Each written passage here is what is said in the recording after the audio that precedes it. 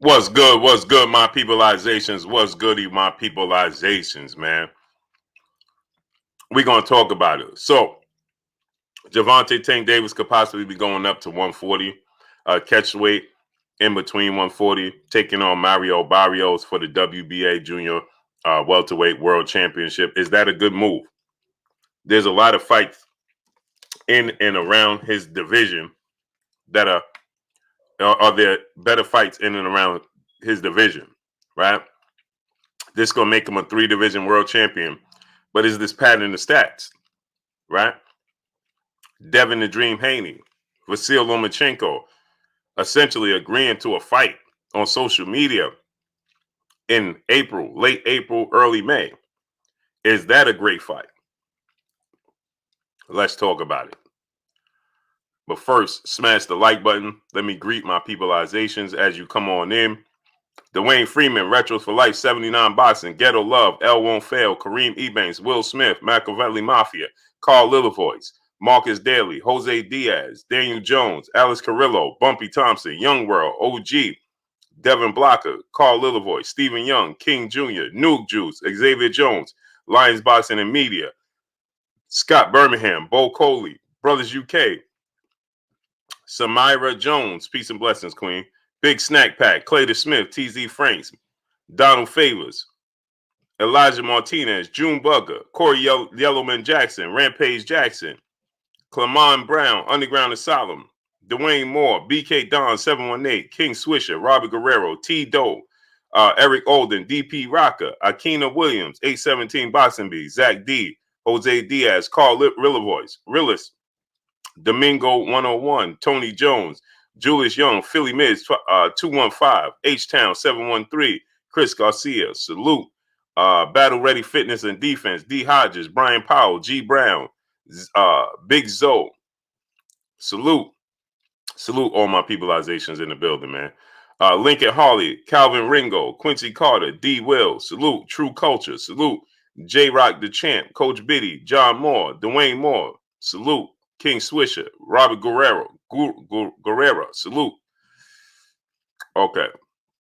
D-Dub, Salute, Blue, Fury versus Joshua finalized. That's what they're saying. I'll wait till an official announcement. Be that bitch. Peace and blessings, Queen. How you doing? That's what they're saying. I'll wait for them to officially announce it. James Lee, Melissa Wilmore, peace and blessings, Queen. How you doing today? Xavier McDaniel, Kimberly Broughton, peace and blessings, Queen. How you doing today? I'll wait for them to officially announce it. That's what they're saying. But we gotta wait. So we got some interesting news. John Sr., salute. D. Will said 95% complete. Yeah, they said that 3 weeks ago. Wall Deck 357, salute. You heard that 3 weeks ago. Bomb Squad for Life, stomp them out, salute. My brother G. Al, what's good with you, King? How you feeling? Kevin Money, salute. Rax Music, salute. Taquan Savage, where you been at, bro? Taquan, where you been at, bro? Hope all is well with you, King. Chef Curry, salute. Letteron 6, Neil X. Davis, salute. Trayvon Williams, salute. Reg Loke, salute. Rick Blackwell, salute. FSUOKCWG3, salute, great brother. I'm going to have to find a way to abbreviate that, bro. Gonna have to find a way. Mario Forster came to win, salute. I'm gonna have to find a way to abbreviate that, bro. I can't do that. D-Stacks TV, salute. I've been ducking like I see, man. Rafi Gracie, salute. Felix May, salute. I ain't see you in a minute, man. Mark Wonderlick, salute. Stephanie McCardle, salute. Peace and blessings to you, Queen. How you doing? Terrence Crawford, salute, King. How you doing, Stephanie McCardle? Miss me on one, salute. Jose Diaz, salute. Gilbert Rodriguez Jr., salute, Young King. My brother L Dub Boxing. My brother Lawrence in the building. Go subscribe to my brother L Dub Boxing. What's good with you, Lawrence? Stephen Kelly Jr., salute. G Fresh. Shamar Rashawn Shalom, salute, King. Chappelle Show, salute. Anwar Willis, salute. Brian Corbett, salute. Gilbert Rodriguez, salute, Young King. How you feeling today, man? Ricardo Melrose, salute. Did I get my brother G Al? Salute my brother G Al. Samara Jones, salute. Peace and blessings, Queen. That's a good fight for Tank Blue. And going up to 140, or it's going to be a catch weight. Is this a good move? This fight's around his division. Red Bear Wavy Promotions Inc. Salute. 817 Boxing B. Salute. Don't know if I saluted you already either. Jimmy Thomas. Salute. Zero G. Salute. Wayman Davis. Big Wing. Salute, my brother. Christopher Myers. Salute. Salute to my brother G Al in the building. Come through. Dropping that hundo on your boy Blue, man, in the super chat. He said, just want to support you. Continue your grind. I'm about to celebrate my B-Day tomorrow, hitting 40. Oh, man. Salute to you, King. Milestone. Salute to you. My birthday in a few weeks, bro. My birthday March 27th, man. Salute to you, King. Milestone, brother. Enjoy every moment, man, because it passed by fast. Drake Glover, salute. It passed by fast. Warrior Class the Third, salute. Black Alpha, salute. Jason Livingston, salute, man. You wake up and you're going to be 50, man. Boxing Dad, salute. That's a great thing, though. You dig? See, so many people, they be like, man, don't put that on me, man. Well, there's people that don't make it to 50. So it's a great thing to get to 50. You dig what I'm saying? So salute to my brother G Al. Happy born day to my brother. Everybody salute my brother G Al and wish him a happy born day. Ketty Peace 504. Mark Fralin, Tank Gainer Grip. Salute. Devin Blocker. Salute. Andre Webb. Salute. What's good with you? Salute my brother G Al, man. This is born day. Enjoy every moment, bro. Alfred Petaway. Salute every moment, bro. Don't let a moment go by you don't enjoy it, man. Yakub Brown. Salute.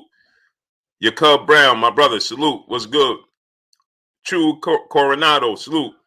Viva tu vida. Salute. Live your life. Yes, sir. You only get one. Rodriguez Jackson. Salute. What's good with you? You only get one life, man. Like Nas say, all you get is one mic, all you get is one life. All you get is one life. Shit. My brother, Boxing Conversation, Reggie Owens in the building. Go subscribe to my brother, Boxing Conversation, Reggie Owens, man. Yeah, salute. Pensacola, salute. Jay Leo, salute. Yeah, happy born day, my brother G.I., man. All you get is one life, man. Jovan Howell, salute, my brother.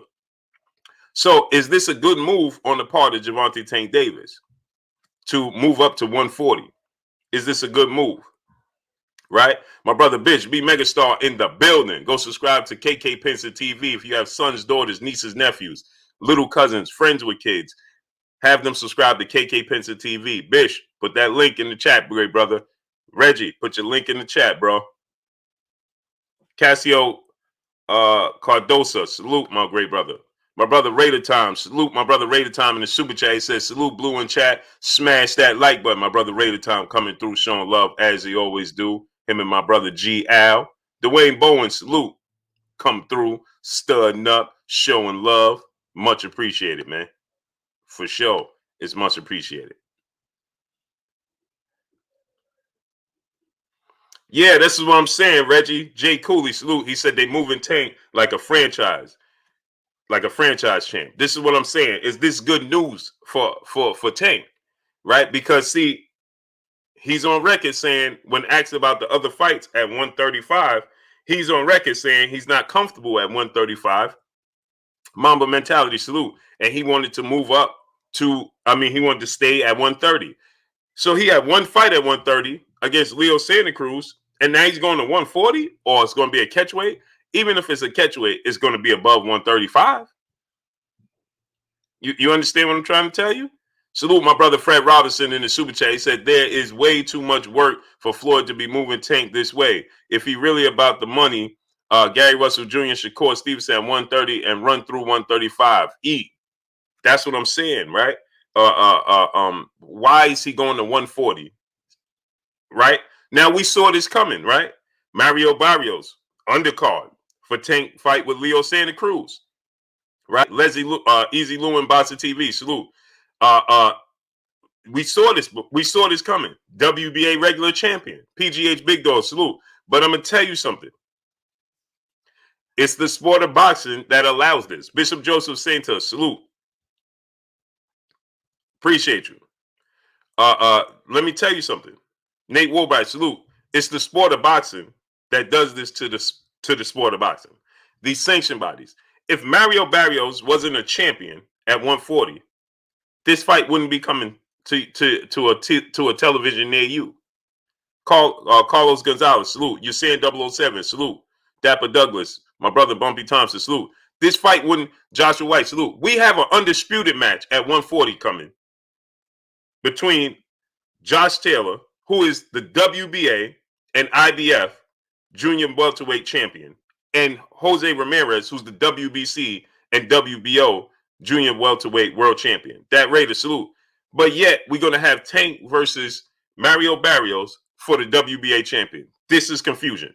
Stan Swoosh, salute. This is confusion. This causes confusion.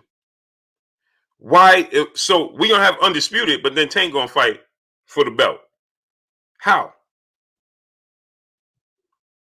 How? Spazzolini 44, salute. Right? And then, now, Narfita Cole, salute. And I know this is not, the Queen says,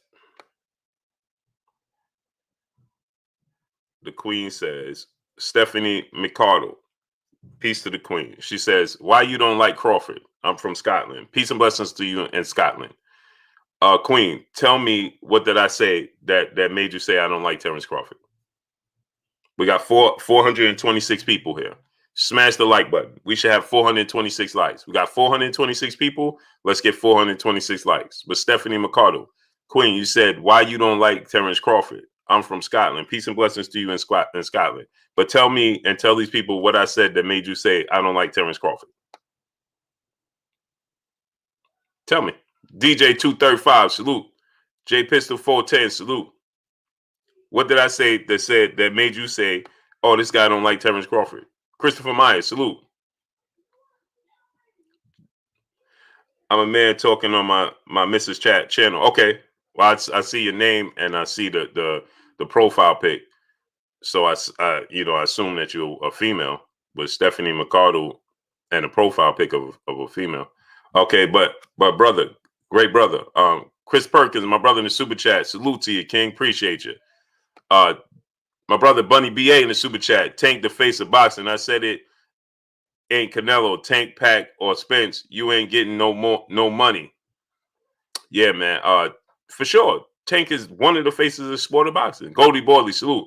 That's for sure, without a shadow of a doubt. Tab Investment, salute. Mr. Pacman 216, salute. Riley Foster, salute. Sean Black, salute. So now a Hubble telescope, Knockout Boxer 86 TV, salute. Misfit B, peace and blessings, Queen. Ain't see you in a couple of days. So okay, so Stephanie McCardle, explain to me, what did I say that made you say this guy don't like Terrence Crawford? MJ's Total Health and Wellness, my brother, salute. German Quarez, salute. Quaraz, Christopher West, salute. What did I say? Renee Bashion, my brother Renee, what's good with you, bro? Man, I was watching your live and it wouldn't let me comment in your live earlier. Dion Richardson, salute. But I was watching and listening to you. I couldn't comment for whatever reason. I don't know why, bro, but maybe it was my connection because I was driving. So maybe it's that. But go subscribe to my brother Renee Bashion. Put your link in the chat. Said I saw an interview. He says, I saw an interview with his pal saying, Blue Blood, why you on Terrence Love Boxing, bro? Like your channel. My point is Crawford B. Spence. Here's Josh Taylor would give Crawford work. Yeah, that's them just not being realistic. That's all. Don't listen to that. Don't listen to that. You got to do your own homework, bro. Don't listen to them. Of course they're going to say that. Whenever you tell the truth, they're going to tell you that. I'm sorry. Keyshawn Johnson, what's good with you, great brother? Morris Green, salute. They're going to tell you that. Jeffrey Monroe, my brother in the super chat, he said, run. Run who? Run where? Salute to you in the super chat. Yeah, it might have been my connection, Renee. Tone Capone 1, salute. He said Bernie. Oh, come on, Bernie. Yeah, Bernie gonna say that. Okay, Danny. Yeah, Danny. Geo James Khalil 98, salute. Danny, man. Bernie's gonna say that. He always say that. He's been here. Bernie's been on here, and we debated. Marcus Luck, salute. So, Pima, Pima Guilestein, salute. Charles Johnson, salute. T. Hill, salute. Bernie's been here, and me and Bernie is a good dude, man. He's just loyal. They don't old school Eric, salute. Rolando, salute. Arian Howard, salute. They just don't deal with facts over feelings. In his case, he's dealing with loyalty over facts. He's not dealing with feelings over facts. He's dealing with loyalty over facts.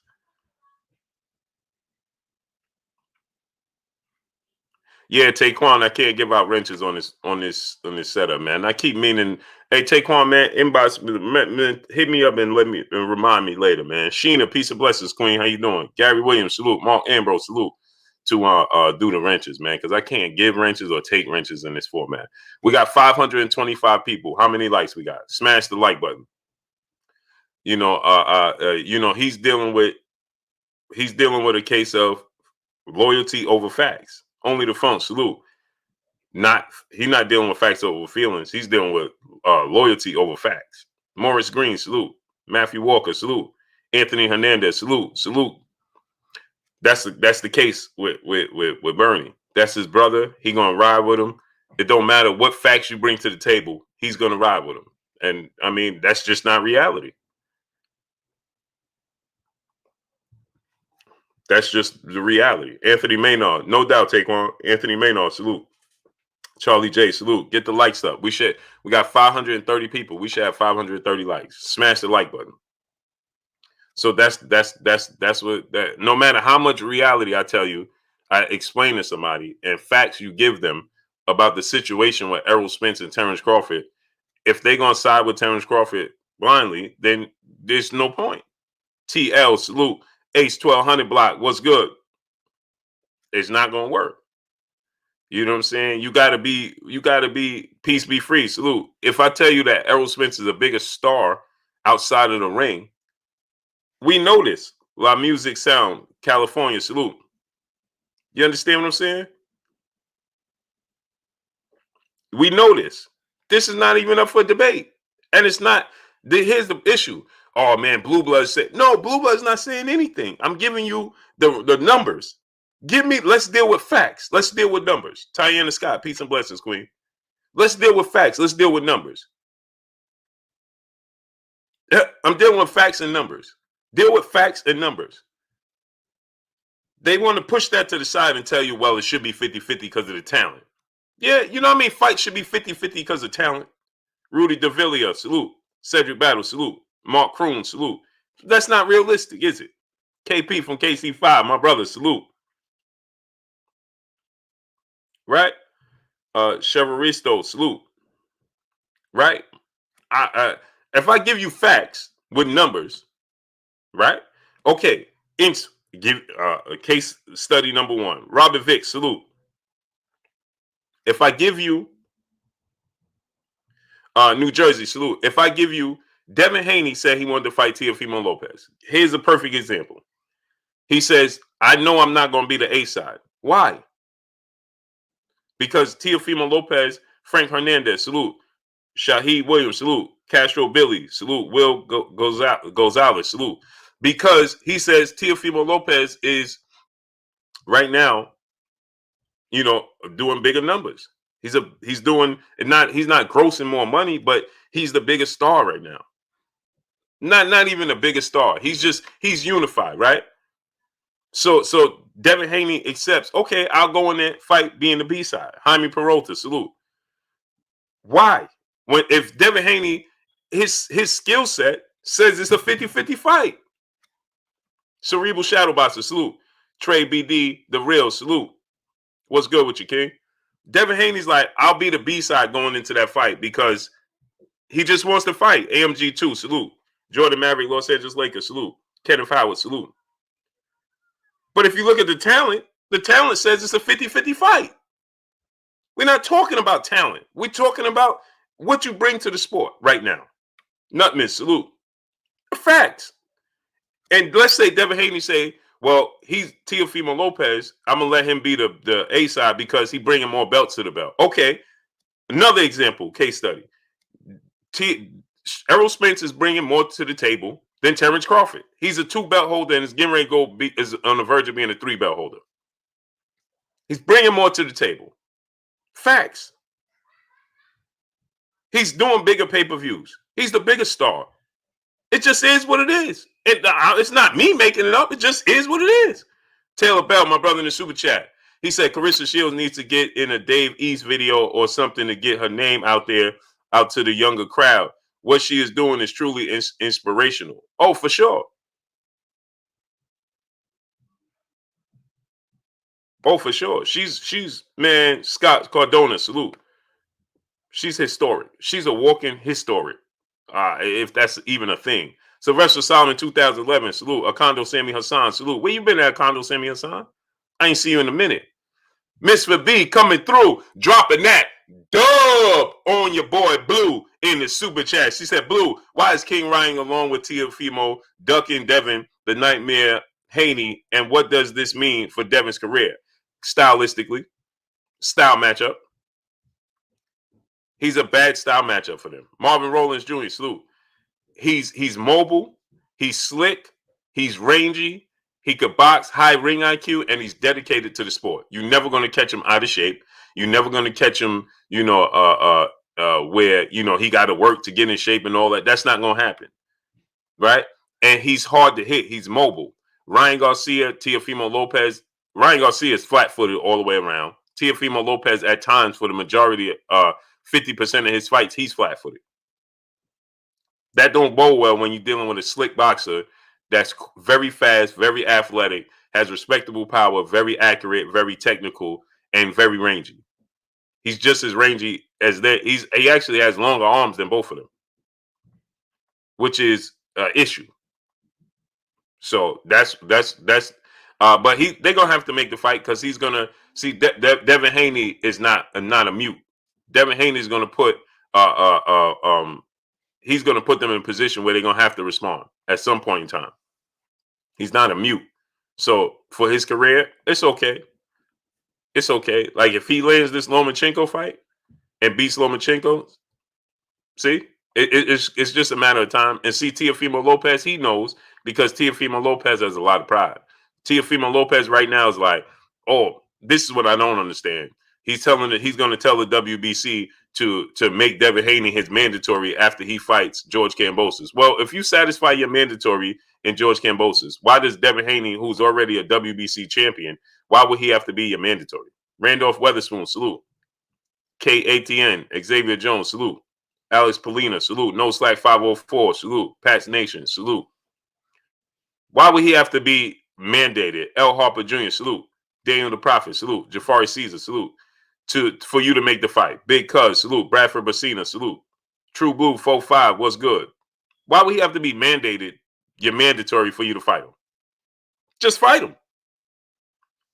Does that even sound right? I'm gonna fight my IBF mandatory, and after that, I'm gonna ask the WBC to mandate him. Huh? Just negotiate and fight him. Set period. Joshua White, salute. You need a reason? You gotta be pushed into the fight?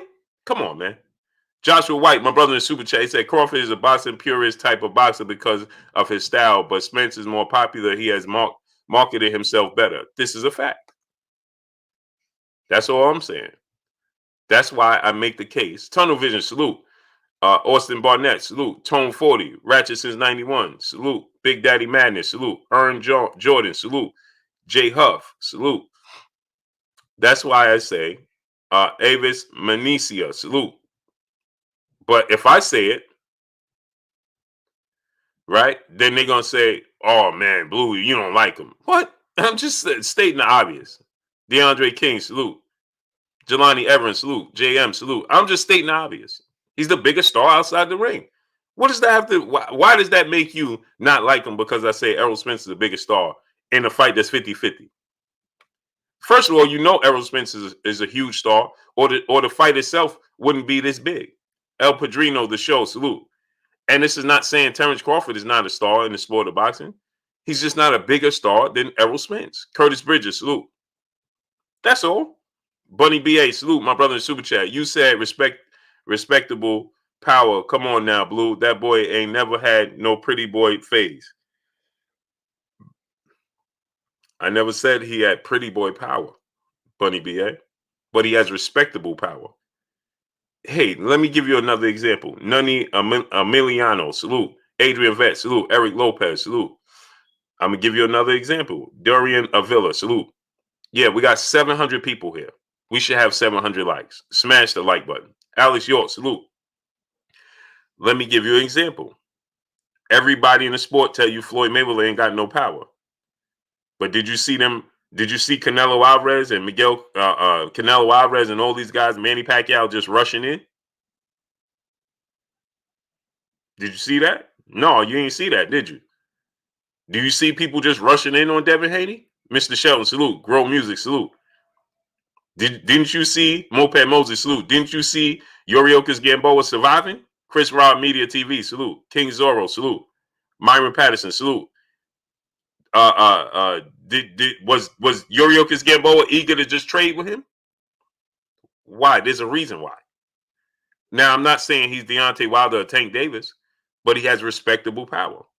He gonna get your attention. Period. And he got some highlight knockouts, don't he? Right. Japalapa man, salute. G Money, salute. Don't he got some highlight knockouts? Right. You see people just rushing in? No. Is that his game just to be a power puncher? No. Never said that. That was his makeup to be a power puncher, but I mean, he does have respectable power. Come on. He gets his opponent's respect. God bless 747. Salute. Period. The problem is people want to dismiss the fact that you want to dismiss his power. JC, salute. Everybody wants to dismiss his power because he's a slick, pure boxer first. Don't dismiss his power because he's a slick, pure boxer. Nikel Kankerman, salute. Antonio Roberts, salute. And I give it Thomas Moreland, salute. Tank Davis is known to be a power puncher. Tank Davis fought a guy, Yoriokas Gamboa, who's only a year difference from Devin fighting him, who popped his Achilles in the third round and went 12 rounds with Tank. Nikel Kankerman, salute. So, I mean, it happens. Look what Deontay Wilder did to Bermane Stiverne the second time, opposed to the first fight. If you looked at the first fight, would you say Deontay Wilder got, oh man, out of this world power? Just that fight alone. If you watch that Deontay Wilder's first fight, Volts UK, salute. You watch Deontay Wilder's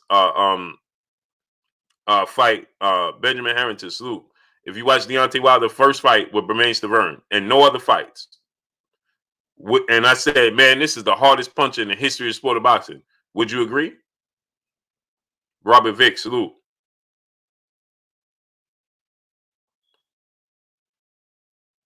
Robert Vick said, you can't walk with a pop Achilles, that's cap. Okay. So he had surgery on his pop Achilles for no reason. And you can walk on it. It's just painful. He wasn't running. He could barely walk. He could barely move. Watch the fight. Lewis Wall, salute. He was trying to stand in one position. You Master Allah, salute. Facts. I don't know why. Why would it be capped? Like that wouldn't make sense. His whole shoe popped in the back. Ancestral Rage, salute. Where you been at? Young Junior, salute. His whole shoe popped in the back, and you saw him visibly look down in the shoe when it popped, and he couldn't walk. He could barely move around. Tunnel vision. No, you can't. Physically impossible. Huh? Man, oh man.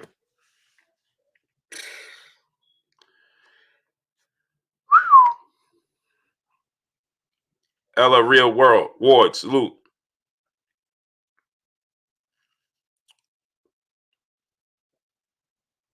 You can't walk with it. Right. Kobe Bryant walked right off the court on his own. Walked to the free throw line, shot his free throws, then walked off the court. But you can't walk with it. Cadillac Kirkland, salute. He walked to the free throw line, then he walked, but you can't walk on it. Like, I don't understand.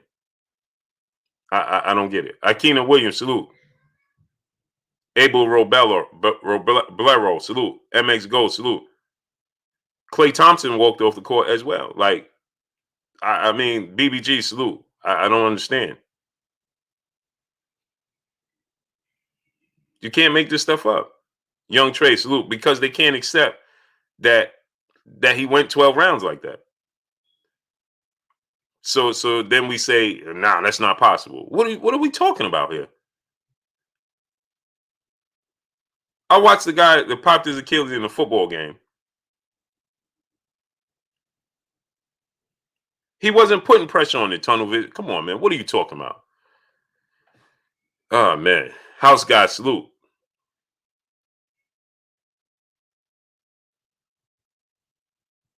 Sad one, salute. Tank versus Canelo. Come on, man. Ahmad Jackson, salute. NMB Memphis Beats 24, salute.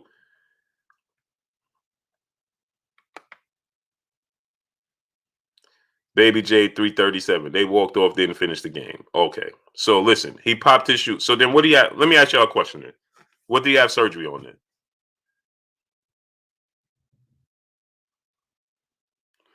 What did he have surgery on then? Mark Miller, salute. Mike Cotto, salute. What did he have surgery on then? Joe the Beast, salute. Hillside Boy 870, salute. Right. Okay. So what did he have surgery on? King Bone Tone. Y'all know this, right? Okay. So what did he have surgery on? Big Cuz, salute.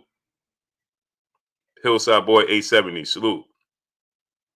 Joe the Beast, salute. Sharif Cooper, salute. So what did he have surgery on? He said it wasn't that bad. It wasn't that bad that he immediately went to surgery.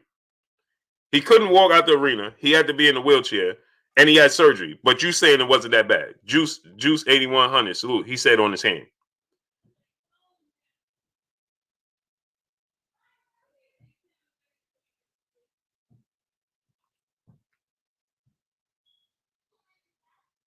So what did he have surgery on? Will Latimer, salute. Since y'all know it wasn't that bad. How could you say it wasn't that bad? Dirty Lifestyle, salute. What are we talking about here? It wasn't that bad. Oh, okay. Okay, so what do you have surgery on? What do you have surgery on? Bunny BA, my brother in the super chat. Once again. King Bone, too dope. Salute. What's good with you?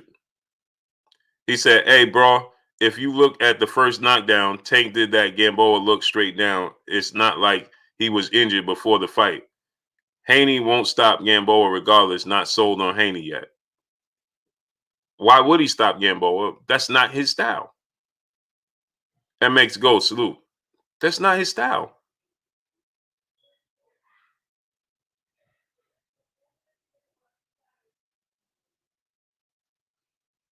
Melon Ryan, salute. Hamza S, salute. Where y'all been at? Most Def 24, salute. That's not his style.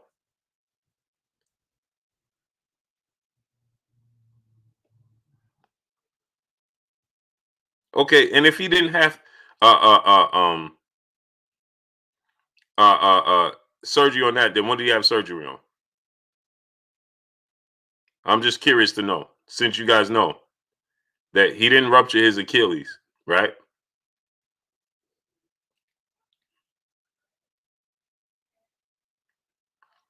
So what did he rupture? I'm curious to know. Dion Richardson, salute. The man had surgery. Facts is fact. Yeah, yeah. But no, not according to them. He didn't have any surgery. He didn't pop his Achilles. That's just cap. It's cap? The dude's shoe ripped. You saw him look down at his Achilles. Like, why would he need an excuse? He wasn't trying to give up on the fight. He was losing the fight, but he wasn't trying to give up. So therefore, Why would he need an excuse to just say, hey, man, I popped my Achilles? You could clearly visually see that something was wrong with his foot. You clearly visually saw something was wrong with his foot. Clearly. He already was knocked down. He wasn't trying to make a case to win the fight. He was trying to survive.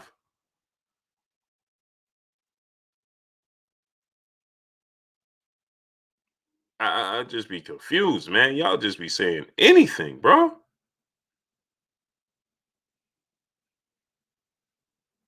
Y'all be saying anything. Smash the like button, man. 700 people here. Smash the like button, man. Love it now, Gaither. Salute. What's good with you, man?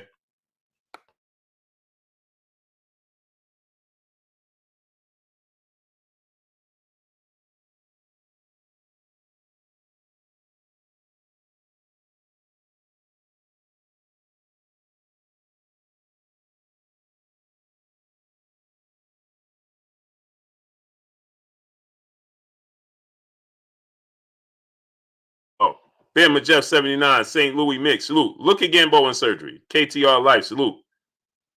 Castro Billy. Salute. Look at him in surgery. Let's just look at this. Like, why does he have to make up an excuse? I don't understand that. Like, what are we talking about here? Regis program, man. I think Adrian Broner got a lot of work to do. If he's gonna be prepared for Regis program. Y'all said the dude is capping. Yuriokis Gamboa is capping. Why would he be capping? Who cares? He lost the fight, but we know he had. Look at the dude right after surgery. What is there to cap about? What's the cap for? Fight to prove my love. Salute. Where's the cap for? Wendell Augusti. Salute. What is the cap for? And how could you say it's not that bad? So anyway, Javante Tank Davis is planning to move up to 140. Peace be free. Salute. He said, I asked Google and it said you can walk on a popped Achilles. Of course you can. It's your all VV. Salute. It's all pain tolerance. Antonio Wright. Salute. That's all.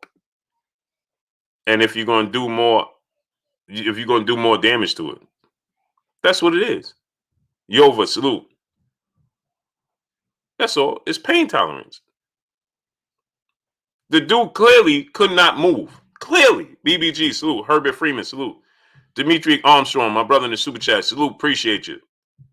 TL. Salute. So, do you guys like the fact that Tank Davis is going to move up to 140?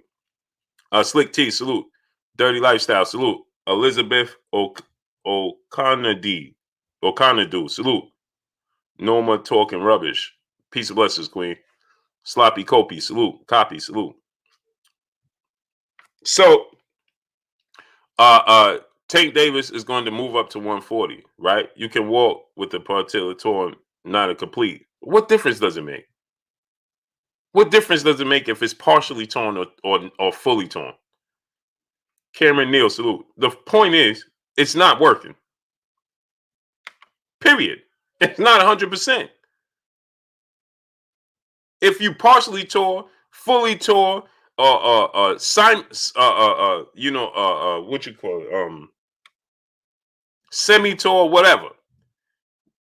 Would you want to be in the ring with Mike Tyson like that? Just asking for a friend.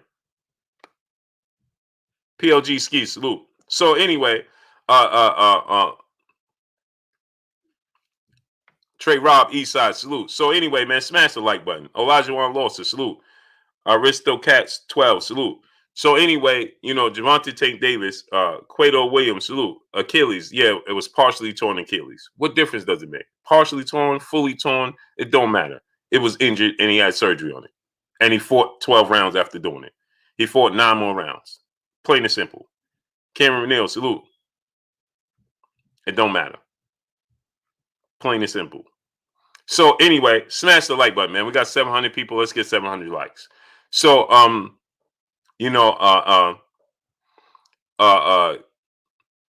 Tank Davis going up. And see, this is a part of the issue is that, the sanction bodies, there's too many belts. There's too many belts in the sport of boxing. Boxing Social Network, salute. There's too many belts in the sport of boxing that allow these types of moves to take place. Because this fight wouldn't be taking place or even being mentioned if Mario Barrios wasn't a portion of a champion. Drew Real, salute. Mike Cotto, salute. Point blank and period. If he wasn't considered any part of a champion, this wouldn't be in a thing. And once again, there's bigger fights to be made for Tank Davis than to fight Mario Barrios at a catchweight, right? Because, see, Frank LG, salute, because the issue here is that he said he wasn't comfortable at 135, so that's why he was going back down and staying at 130, right? And staying focused, right? Julio Mendez, salute. Julio Mendez, salute. That's what he said. So now to go up to 140, the full 140, well, you going even higher than 135. So this is where the confusion comes in when you're dealing with his career. Joker Boy, my brother in the super chat, he said, peace, Blue, just showing love and support the grind. Smash the like button. Yes, sir. We should have 700 likes right now. Smash the like button. We should have 700 likes right now. How many likes we got? Mark Stern, salute. Right? So that's where the confusion comes in, right? Because if you can't do 135, then how you doing 140 or anything above 140? And this is where people start to say, oh, man, they're carefully moving him through his career. You have fights. The IBF belt is right there. And again, right? Andres SQ24, salute. Salute to Colombia. Deanna Brown, salute. Dion Brown, salute. So here's the thing, right? Now, I'm not saying he would win or lose these fights, right? Because I would favor him against most fighters not named Shakur Stevenson and Devin Haney, right? Liam McPherson, salute. If it's Devin Haney and Shakur Stevenson, I'm going to favor them over Tank. Oakland, man, salute, right? Everybody, and those are 50-50 fights. I'm just saying, stylistically, I think that they would edge it out. But those are winnable fights for him. Those are 50-50 fights. I'm just, my opinion, based off the style matchup and styles, I would favor Shakur Stevenson and Devin Haney. But if you say that you favor Tank in those fights, I can't argue that fact. Burgess Meredith, salute. You understand? I can't debate that, right? All I'm saying is my thing is their stylistic styles. I like their styles against any style. But is that to say Tank can't win? Of course he can win, right? So he is the cash cow at 140 and below. So why is he fighting Mario Barrios? Herbert Freeman, salute to my brother in the super chat. You understand what I'm trying to say? Smash the like button. We should have 750 likes right now, man. We got 730 people here. Let's get the likes to 750, man. Smash the like button. Keith White, my brother in the super chat. He said, great job, bro. Salute to you, brother. I appreciate you. 1,000%, man. Much love to you. Lionel Witherspoon, my brother, coming through, dropping that dub on your boy Blue in the super chat. He says, salute from Philadelphia. Salute to Philadelphia, man. Salute to Philadelphia. My brother Jay Brown coming through, dropping that hundo on your boy Blue in the super chat. He says, salute, Blue. Keep giving that good boxing knowledge. No doubt, brother. Appreciate you 1,000%, man. I appreciate y'all 1,000%. Big Lake Shore, salute. So, Quado Williams, salute. So my thing is this, right? There's big fights at 130 and 135. The biggest fights for Tank is at 130 and 135. Gary Kindred Jr., salute. At 130 and 135, Coach Biddy, salute. You understand what I'm saying? 130, 135 have the biggest fight for Gervonta Tank Davis. He could be unified at 130 right now. The IBF belt is available. Donald Outlaw, salute. The IBF belt is available right now. Raw Gifted, salute. And go get it. Unified. He can unify the division right now. He going and fighting Mario Barrios for a second-rated belt. Let's be honest here. That's a second-rated belt. That's not an official belt. The official WBA belt is going to be on the line May 22nd when Jose Ramirez and Josh Taylor fight each other. Rob Bowser, salute. The Raider Scholar, salute. When Josh Taylor and Jose Ramirez, they fight, that's going to be for undisputed. The official belt is going to be on the line. Period. So they'd rather him fight for a second rated belt at 140 opposed to fighting for a first rated belt at 135. What are we doing here? At a catchweight. For what? He has the pick of the litter. He could choose anybody he so choose. They are outthinking themselves. David Laws, NRPC, salute. They are all outthinking themselves. Alex Carrillo, salute. That's what's taking place, people. They're outthinking themselves. To say he's a 3-division champion. Kashif Dixon, salute. Jose Juarez, salute. They're doing this, True Culture, salute. So they could say, title him and label him a 3-division champion. That's what that is. You can make a statement in your own division. 135. You understand? Devin Haney don't have a fight. Fight Devin Haney at 135. He was the WBC champion before they franchised Teofimo Lopez. So that's not a second rated belt. Fight Devin Haney at 135. Just Joe King, salute. Right? Gunner Forever, salute. There's fights. I have Magdi, salute. They're outthinking themselves. And so now, once again, they're going to give us Mario Barrios, right, to try to sell us. I'm sure it's going to take place in Texas, right? Ron Gibson Jr., salute. And right, you could fight. You could, if he said he's more comfortable. Get this, he says he's more comfortable at 130. So that means he could go down to 26.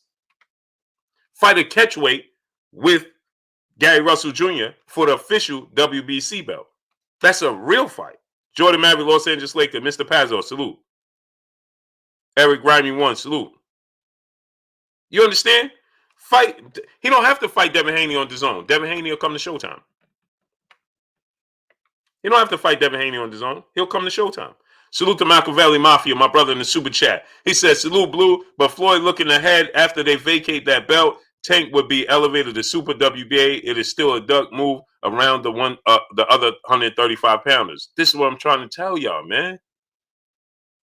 It's not necessary. They're overthinking themselves for no reason.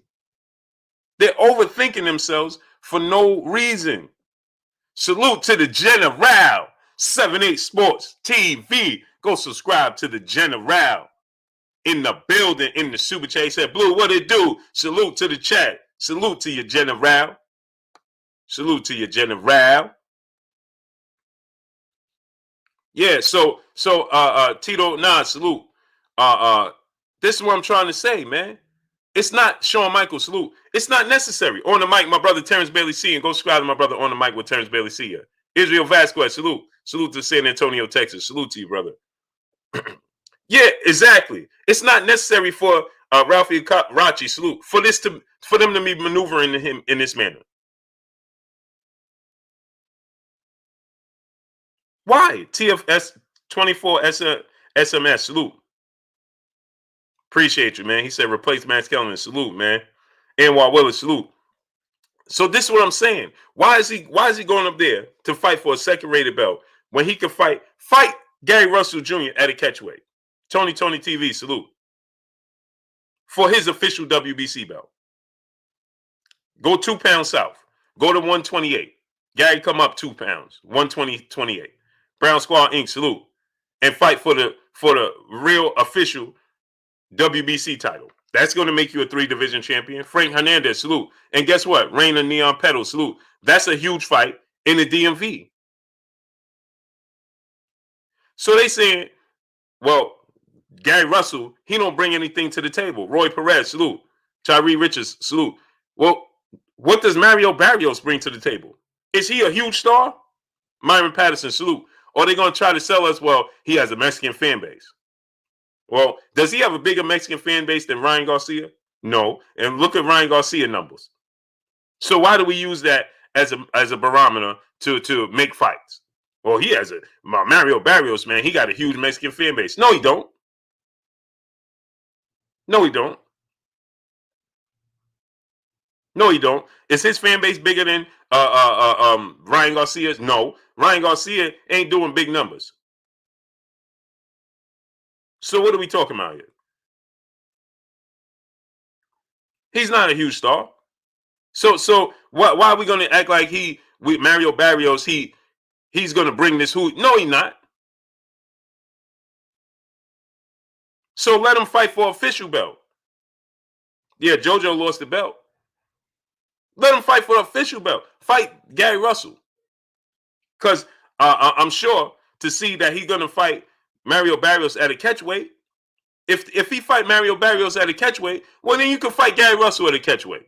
Because you say you're more comfortable at 130 than 135. So how you going above 135? How you going above 135 if you're not even comfortable at 135? And this is not his. And this is, again, let me clarify. I'm not directing this at Tank Davis. I'm directing it at Floyd Mayweather. Larry Jordan 23, salute. Shabazz Prophet, salute. I'm not talking to make this clear. I'm not talking to Gary Russell, Gervonta Tank Davis. I'm talking about Floyd Mayweather and Leonard Ellerbe.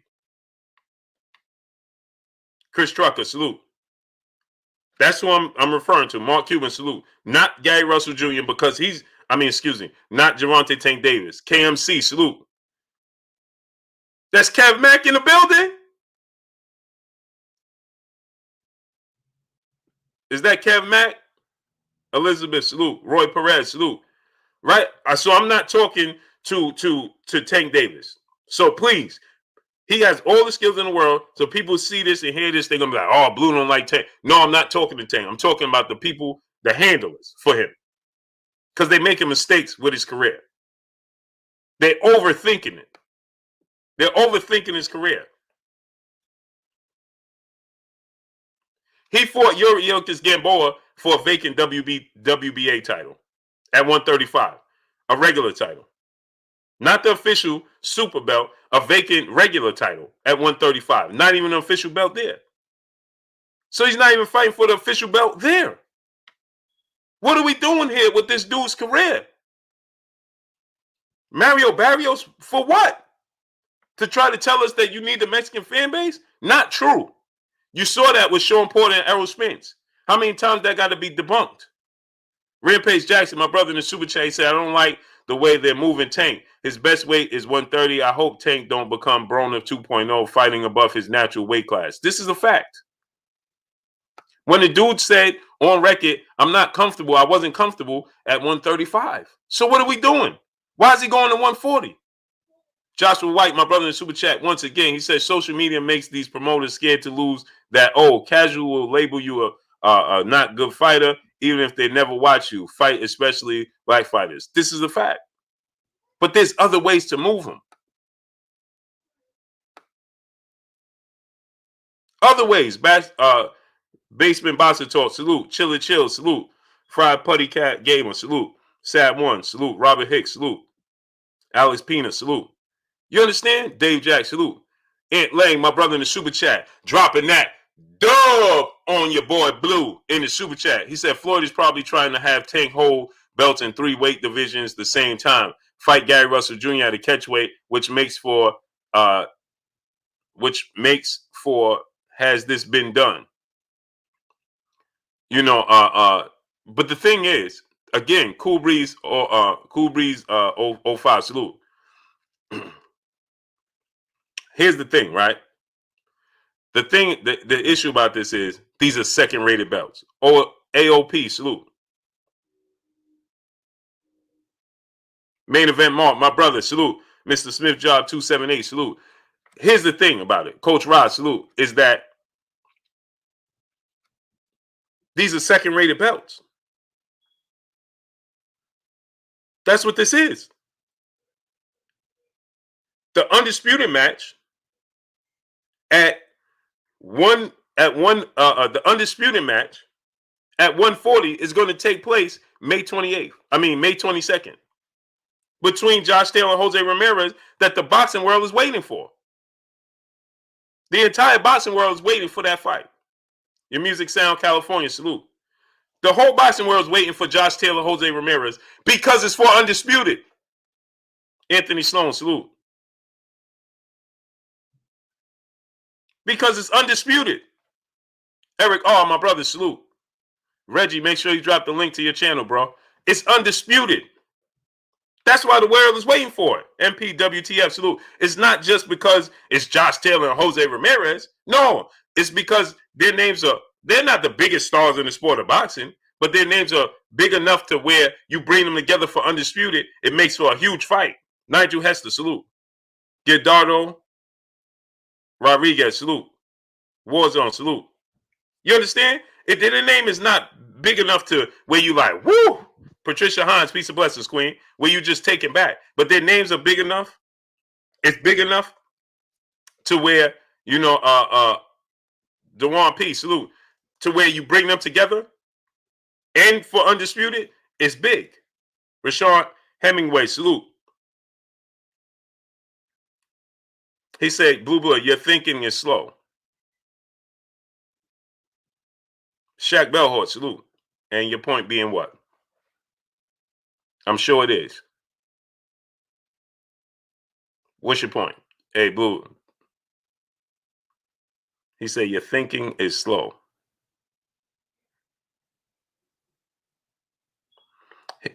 He says, my thinking is slow. And then this is what he types behind it. Smash the like button, man. We got 730 people. Davey Erasmus, salute. My thinking is slow. Shaq Bellhort, salute. And this is what you type behind it. Mad James 23, salute. I'm confused.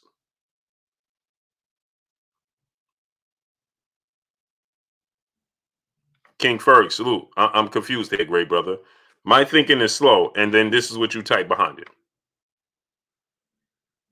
True Culture, salute. And I'm sure you're saying they're waiting for fans to come back. But you put they're waiting for fans to come back.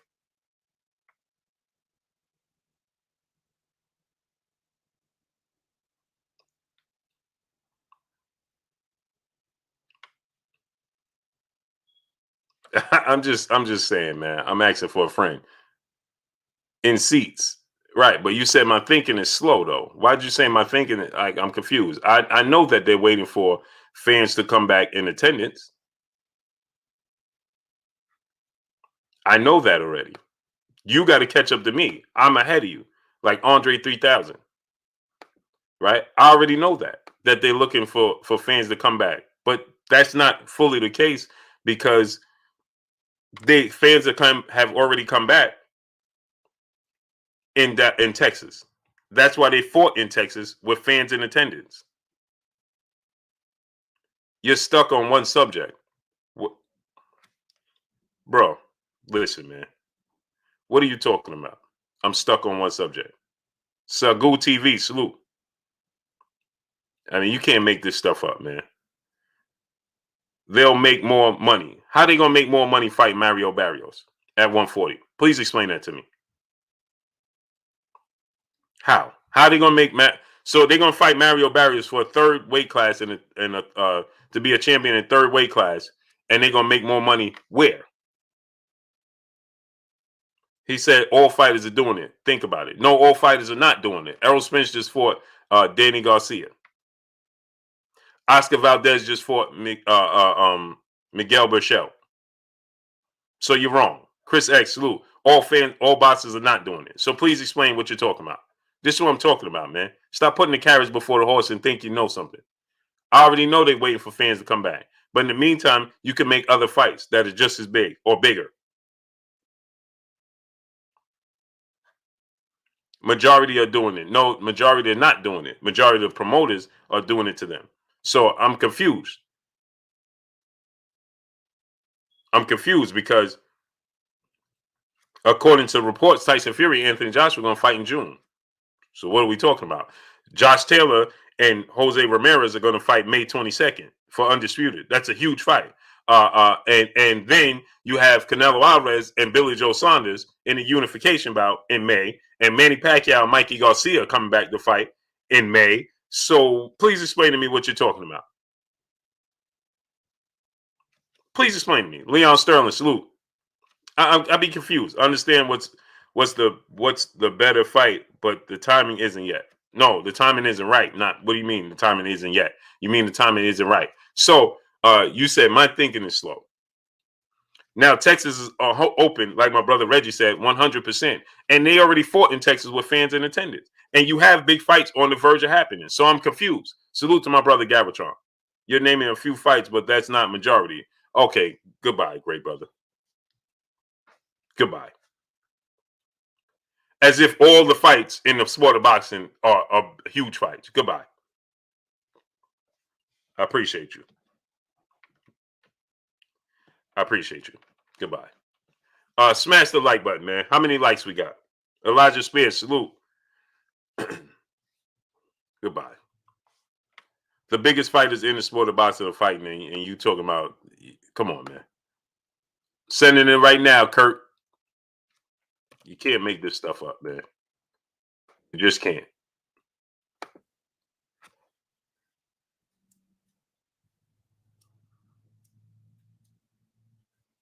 You just can't make this stuff up, man. You just can't.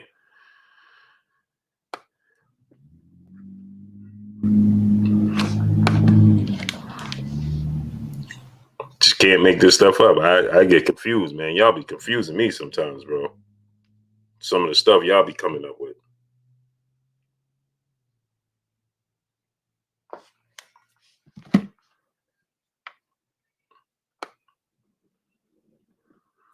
My brother Tawan Johnson in the super chat, dropping that $500 on your boy Blue in the super chat. Salute to you, King. I appreciate you 1,000%, man. 1,000%. 1,000%. Salute to my brother Carolina Ryder coming through, studding up, dropping that $100 on your boy Blue in the super chat. Appreciate you, King. 1,000%. You already know. Much appreciated, great brother. Much appreciated, man.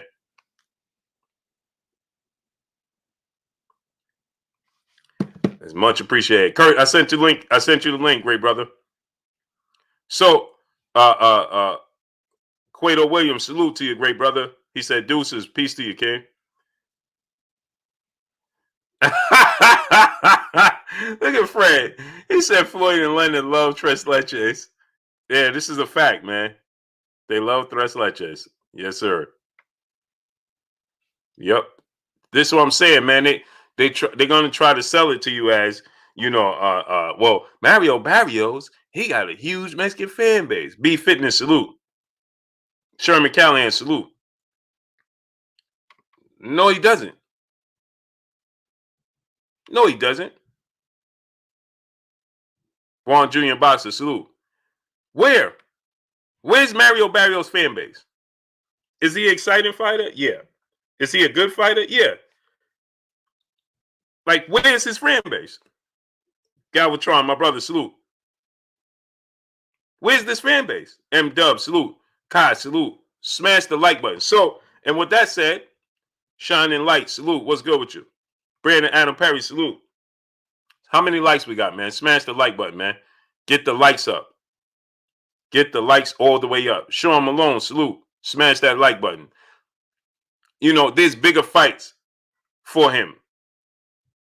Much bigger fights for him. Go subscribe to my brother Barbershop Conversations. Chuck Palumbo, salute. There's bigger fights to be made for Gervonta Tank Davis. I don't understand what the direction is. It seems like my brother Grant Gibson said we got 710 likes. Smash the like button, man. Get the likes up to 1K, man. Acting like nothing. Salute.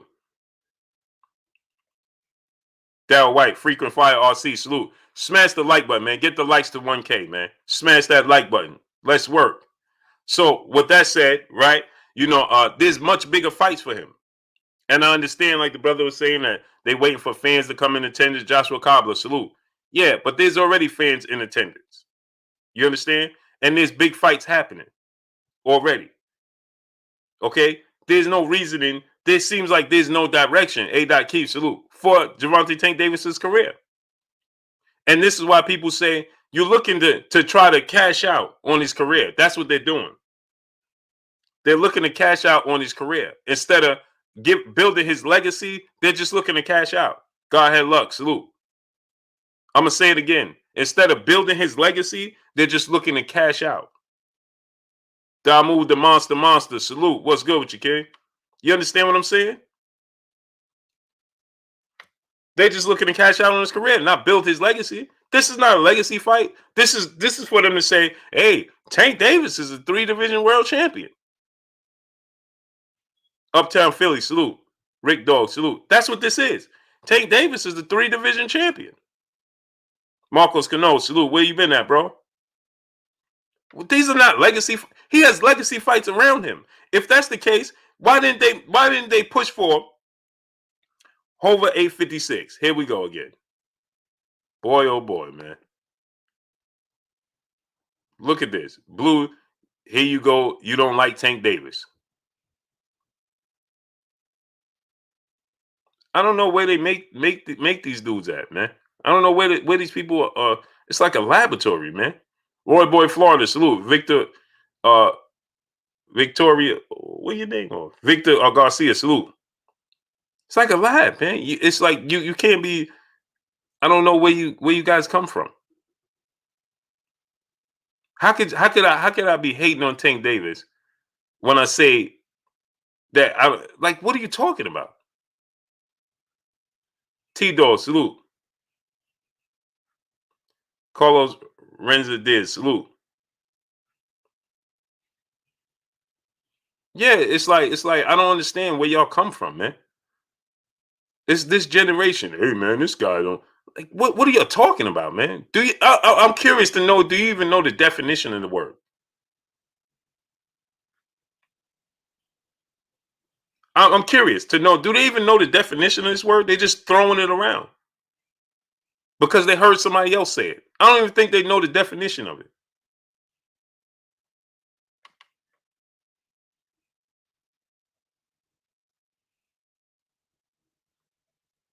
Yeah, it's amazing.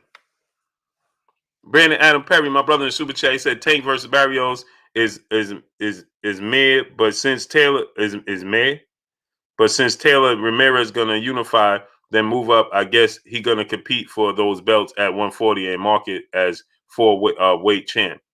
No, he can't.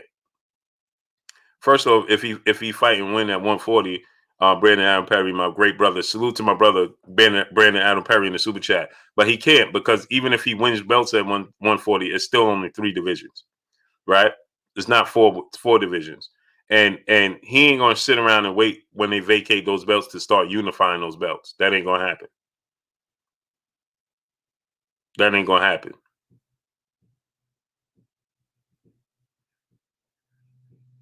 That ain't gonna happen.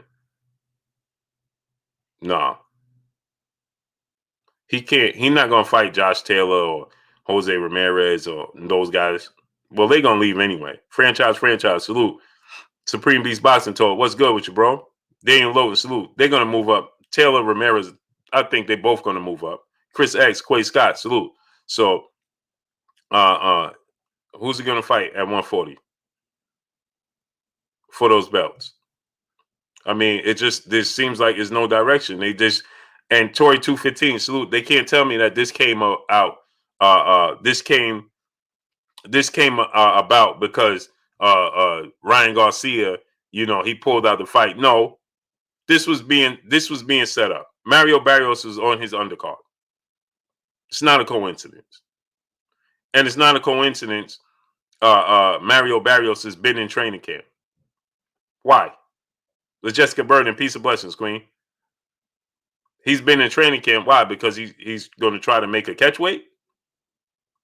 It seems like there's no direction. Hey, let's put him against Mario Barrios, yeah, to get that third belt. And then Lerone Jameson, salute. For what? Do it for an official belt. Not a second-hand belt. He ain't gonna be a 4-division world champion.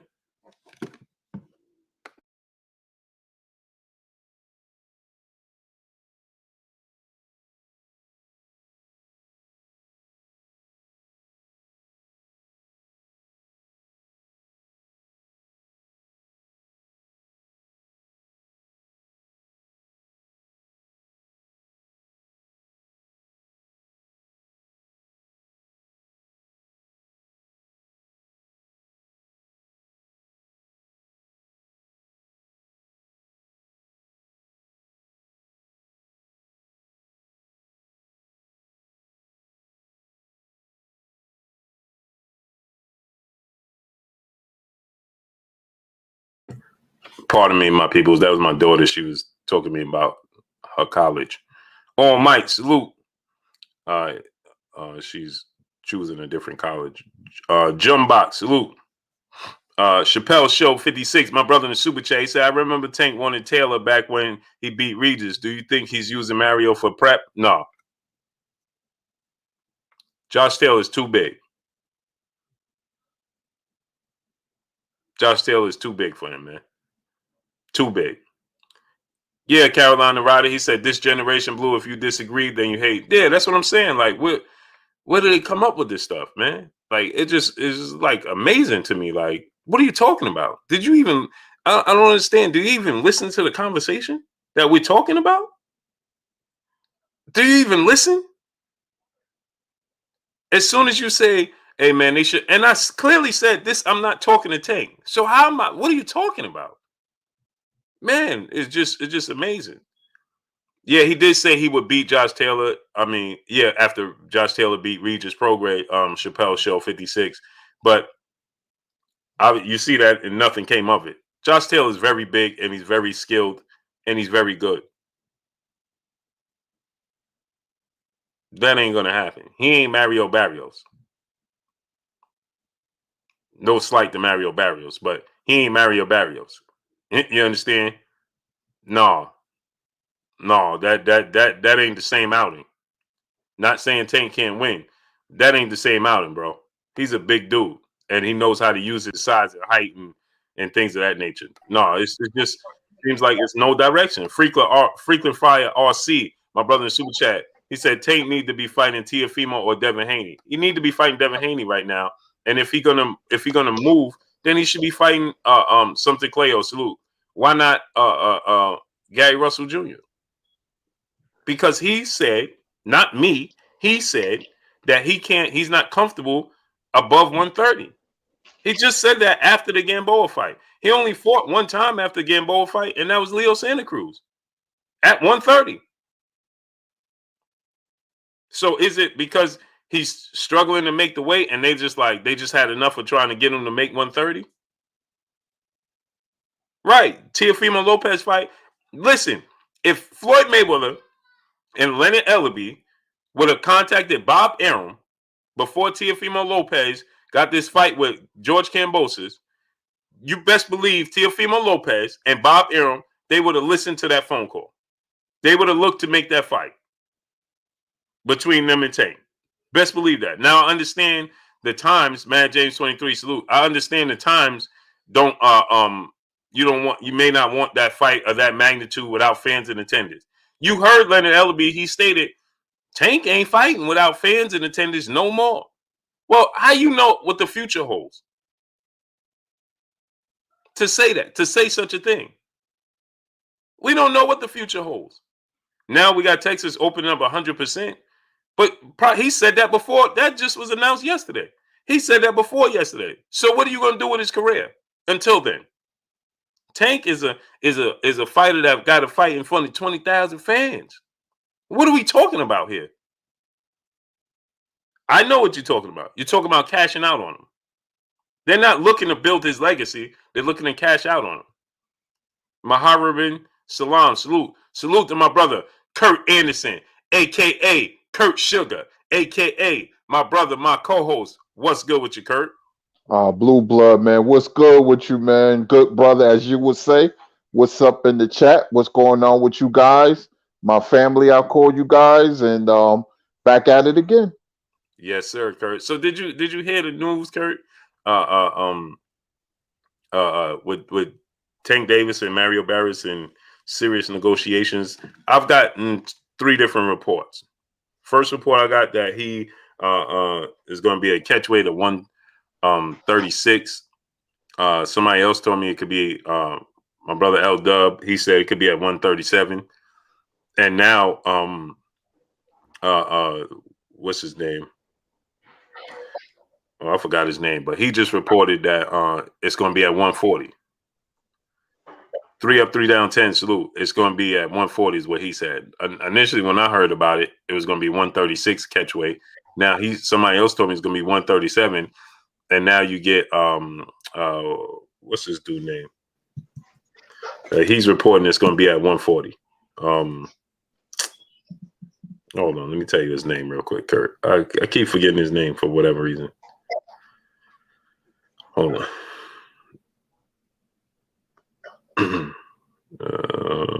Let me tell you real quick, Kurt. Mike Coppinger. I figured you was talking about him. I forgot his name as well, but I had him in mind. I don't like the wait for Tank Davis. Gary Russell, they should have been trying to get that fight or Devin Haney fight, but I think they're trying to build this formula where he fighting certain fighters that can complement his style. I just got a feeling that's what he's doing. Gamboa, Leo Santa Cruz, if the fight happens with Barrios, but that could be a very dangerous fight. You know, that could be a very dangerous fight, and their plan can backfire. But if it's above 135, I don't like that weight for Tank. Tank is small, man. He should be fighting at 130 unless he had trouble making the weight. But I thought he looked good against Santa Cruz. His body looked good. The way he was moving, I always look for that. So I don't know. Maybe they got a plan where they're going after certain fighters, man, and they don't want to fight. They don't want to fight Devin Haney because that style is all wrong for Tank. But you throw him in there anyway. I don't like the way they moving him, the direction they pushing him in.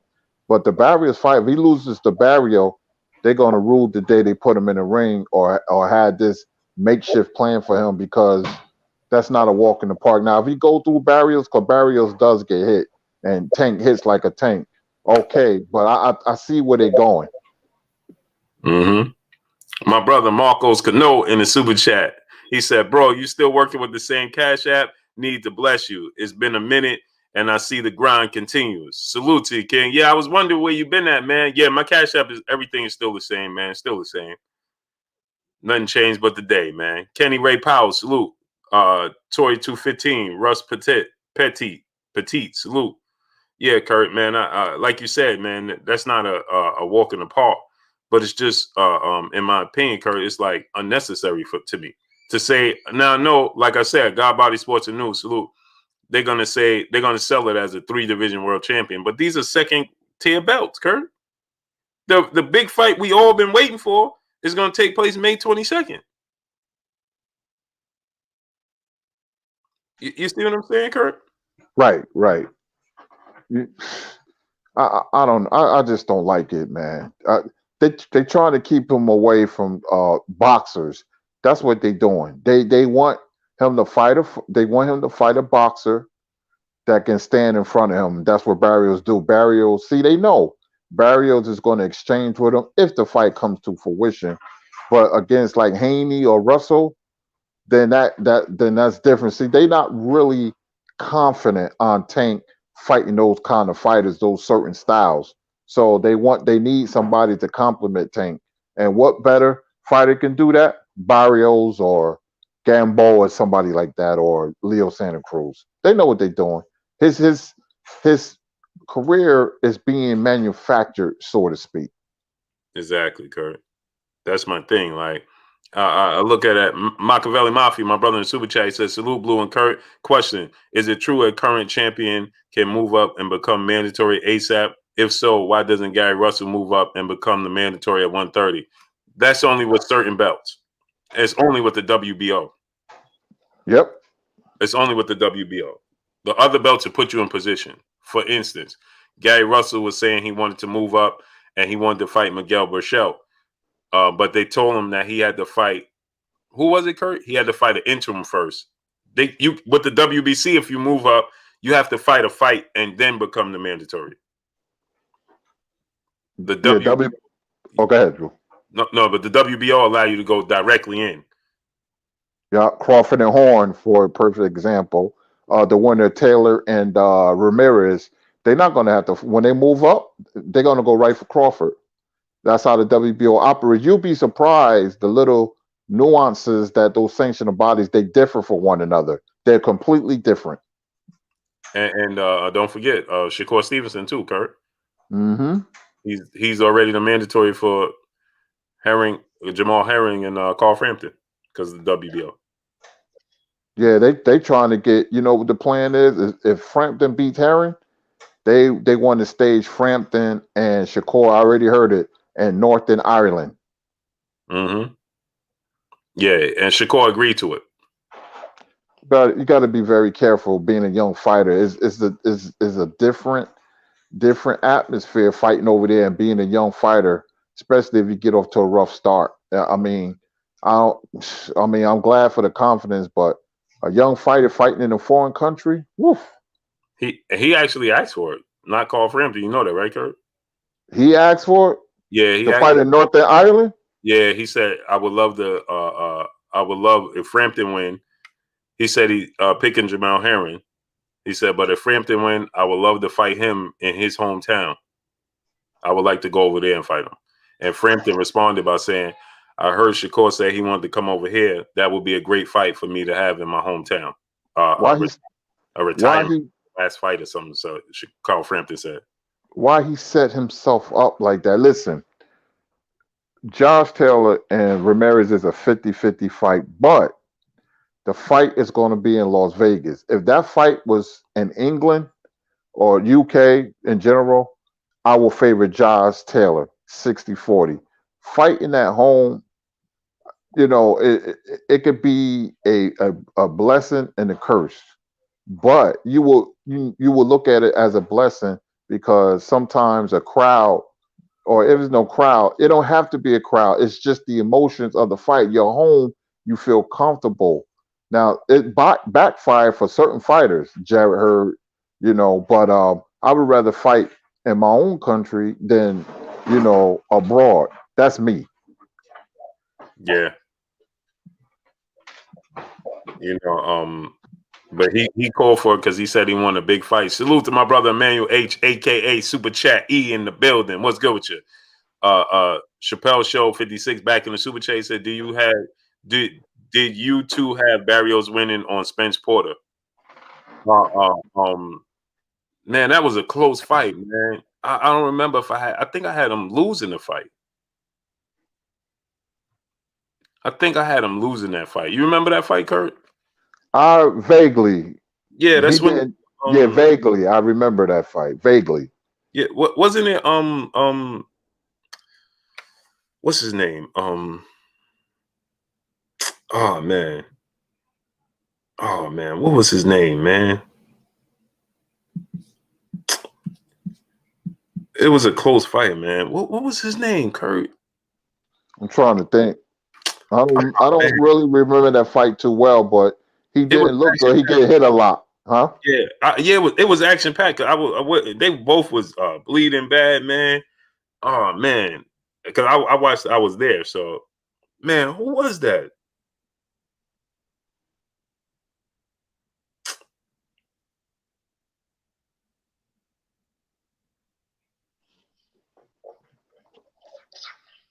Man, I can't remember who it was, Kurt.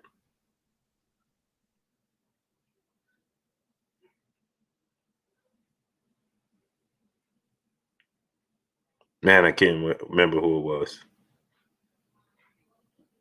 It was Akhmedov. Akhmedov, they said it was Akhmedov. Yeah, it was Akhmedov. Yeah, Kurt, that was a bomb burner, man. Because the crowd was booing.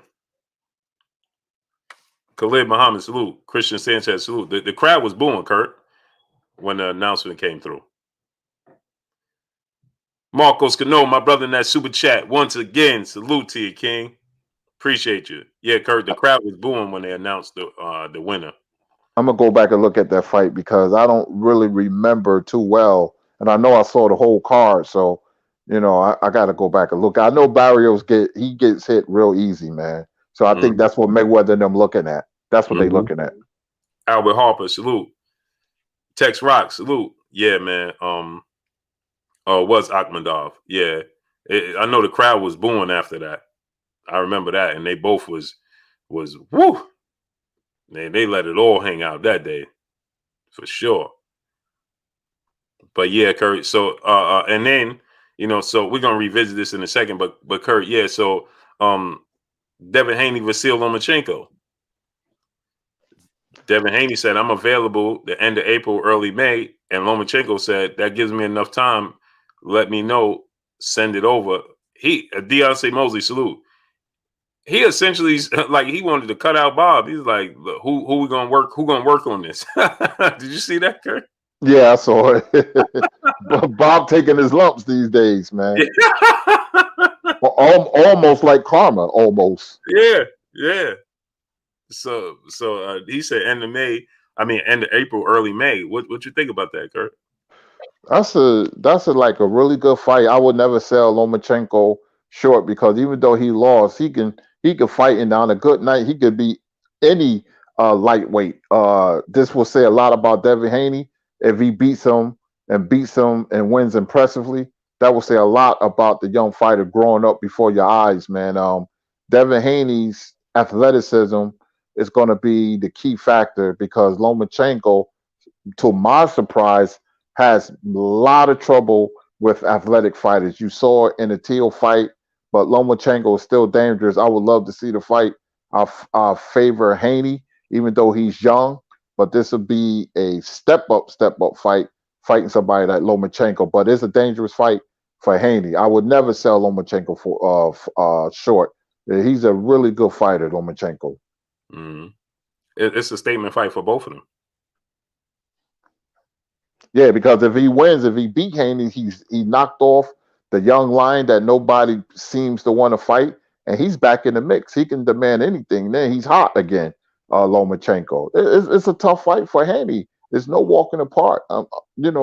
He has to box smart and use his athleticism to beat Lomachenko because I see a weakness. Other fighters didn't have the athleticism that Teal had, and Haney has more athleticism than Teofimo himself, so he has to count on that. But his boxing IQ as well to defeat Lomachenko. Paul Nesbitt, salute. St. Louis Mick, my brother, salute. T. Mitch, Lexington Kai, salute. What's good with you? All Mike, salute in the super chat. He said, just showing some support. Salute to you, King. Much love to you. Nas, salute. What's good? Not Zay, salute. Kurt, what you think about the fact that Devin Haney is just looking to make all the fights possible? You know what I'm saying? Galvatron, salute, my brother. Jay Dixon, what's good? Well, that says a lot about Haney, man. He wants to be a great fighter. He's anxious to get in the ring to test themselves, and the same thing I've been rallying against fighters not wanting to get in the ring. I believe him too. He just has that aura about him that he wants all the smoke. So if he winds up fighting Lomachenko, then he's serious. He called out Teofimo. He'll fight anybody. I truly believe that he's a fighter. Following Devin Haney since he was young. So let's make it happen. Let's start with Lomachenko and see what happens. Marcos Cano, my brother in the super chat, once again, he said, I don't know why YouTube won't let me send more than $5 at a time. Yeah, you shouldn't, you already know how this goes. Don't be surprised. You shouldn't be surprised, bro. You know how that goes, man. Salute to my brother, Emmanuel H, a.k.a. Super Chat E, in the super chat, dropping that $500 on your boy Blue and Kurt in the super chat. He says, salute Blue and Kurt and peoples in the chat. Home sweet home with the firstborn in tow. Not gonna lie, I feel like I'm just waking up or boy or about to go to sleep. But Tank should rack up on a super fight available under 140 before moving up. This is a fact. Yeah, man. Once you, man, it's sleep. You ain't gonna what sleep? What sleep? You ain't gonna know the name of sleep, bro. No, especially your firstborn, the excitement, along with you have that the jitterness, and you keep checking, and man, forget sleep, bro. That's gonna be void. Go ahead, Kurt. Yeah, man. Your congrats again, man, on your newborn. Is it a he or she? Congrats, man. It's a beautiful thing. Like Blue said, adrenaline in your, going through your body, like you're in an old school 15-round fight, my brother. No sleep right now. No sleep. No sleep. Sleep is woof. That ain't happening, bro. You and sleep are gonna be like oil and water. Oil and water, especially the excitement and the adrenaline, right, Kurt? You just like, especially your first one. After once you get like me, you get to a certain number, and it's like, all right, you kind of, you know what to expect, so you smell them, and you know. But the first one, forget it. Especially if it's both of y'all first, it's over. It's over, man. You're gonna go to sleep thinking about it, wake up thinking about it. That's all you're gonna think about. At least until they, what, Kurt, 1-2 years old. Yeah, about 1.5. Mm-hmm. Unless you have another one right behind them. That's all you're gonna think about. It's a great thing, though. It's a great feeling. It's a great feeling, man. Congrats again. Yeah, great feeling, man. Bunny BA, my brother in the super chat. Quick question. I'm arguing with the cat in the chat. He said, "What's a better win at the moment? A win against Gamboa or Campbell?" Gamboa. Gamboa is more crafty. You know what I mean? He's a vet, 3-division world champion, Olympic medalist. Luke Campbell's never won a world championship. He's fought for it, but he's never won it. He's won an Olympic gold medalist, but he don't know how to win. Gamboa knows how to win. He knows how to survive. It's a more difficult fight. Look at Luke Campbell's body language. He dropped Ryan Garcia, and he looked like the person that got dropped after. Look how many times Gamboa got dropped by Tank and still kept coming. Look how many times he got dropped by Terrence Crawford. You understand? So he's been dropped in his career. He's been stopped. He know how to win. He's crafty. He's a vet. It's a difficult out, man. What you think, Kurt? Now, Gamboa, because he has the more established name. Remember, Gamboa's name was big in the amateurs, and when he turned pro, people didn't know his chin was like your grandmother's porcelain china cabinet. But nonetheless, he did have a big name, and they said certain people was ducking him. He had to fight with Crawford.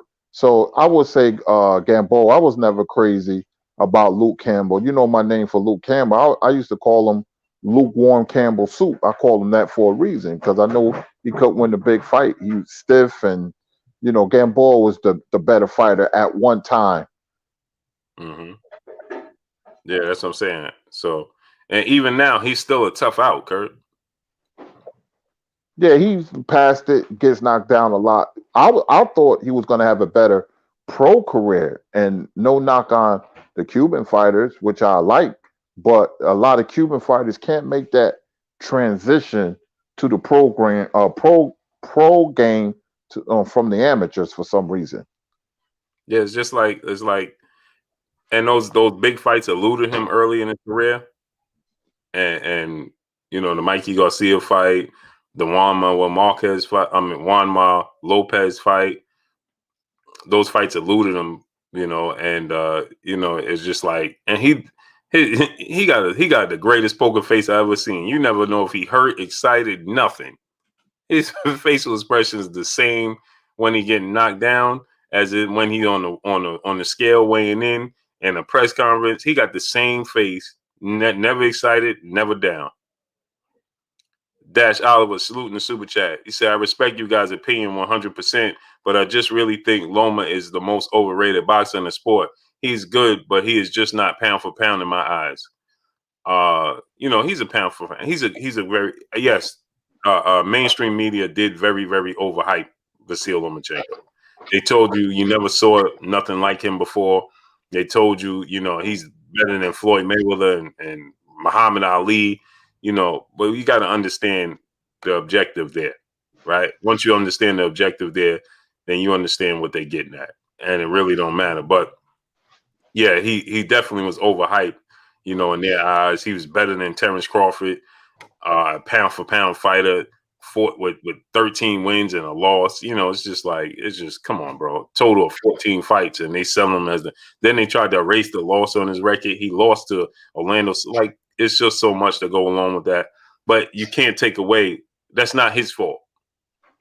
That's not his fault that they do that, But you look at his skill set in the ring, he has a great skill set in the ring, man. Very technical, very savvy. He's agile, high ring IQ. He does have power. He's a great fighter, man. Is he the best fighter you ever seen? No. Is he number one pound for pound? No. But is he a great fighter? Yeah, he is. What you think, Kurt?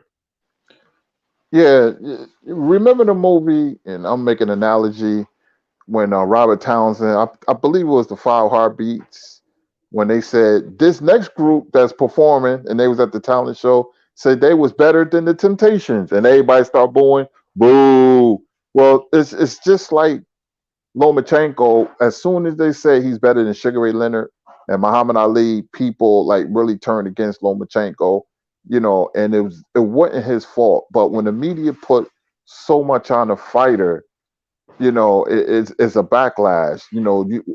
Tim Bradley. Is he better than Muhammad Ali?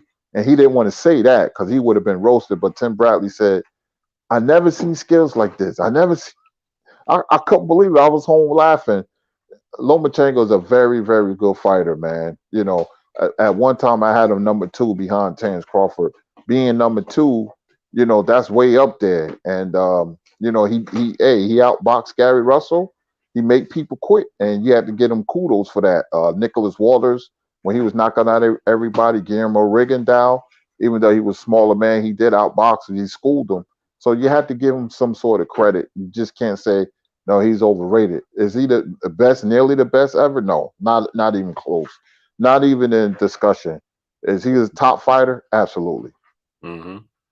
Boxing fans, salute. JM, salute. You're saying 007, salute. Boxing Planet Apparel, salute. Yeah, man. It's just, Shallow 23. What's good with you, brother? Real to Real, salute. Wayne Fitness. Trinell Salter Senior, salute. Rico 1K. Felix 1800N, salute. What's good? What's good with you? Emmanuel H, aka Super Chat E, back in the Super Chat, dropping that dub on us in the Super Chat. He said, "Hey, it's a boy, Kurt." He said, "Yeah, I'm gonna have to holler at God about this sleep thing when I meet him. I've been checking on him like white on rice." He said, "Do y'all think Tank has the dedication to be able to move up and down and weight and perform at the same?" Not above 135, man.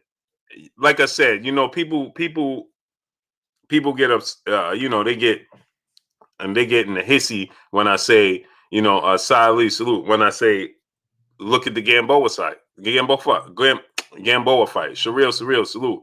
It's very telling, right? Because again, regardless if my brother say, well, it was just my brother tunnel vision. He like, well, it was just a partially, it wasn't fully torn Achilles. It was partially torn. Regardless, he's in there with a ferocious fighter like Gervonta Tank Davis after he popped his Achilles, torn his Achilles in the 3rd round, partially, fully, whatever. LA salute, right?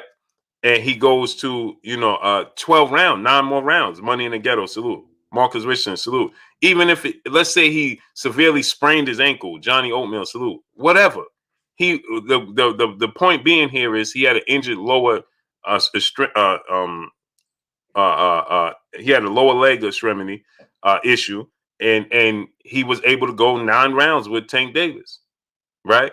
His power wasn't like we saw when he hit Leo Santa Cruz.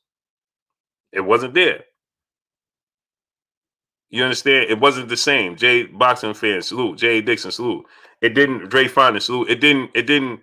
And then he stated he backed it up by saying, "I'm not comfortable at 135. I want to stay at 130." Albert Harper, salute. You understand what I'm saying? So it just didn't seem like he had the same pop as he did in the lower weight classes. Just didn't seem to be there. What's your thoughts, though, Kurt? Yeah, them 5 pounds make a difference, man. 135, 130. People don't think so, but it does. Welterweight 147, junior welterweight 140. It makes a huge difference. The Tank should be at 130. He just has to work hard. Now I don't back, I don't know what's going on in the back scene. Is he struggling to make the weight? But like I said, with the Santa Cruz fight, his body looked good. That I would think that hey, he's going to be here for a while at 130. I don't like 135 for him because he relies on his punching power. When Tank doesn't have the dimensions to go up and down.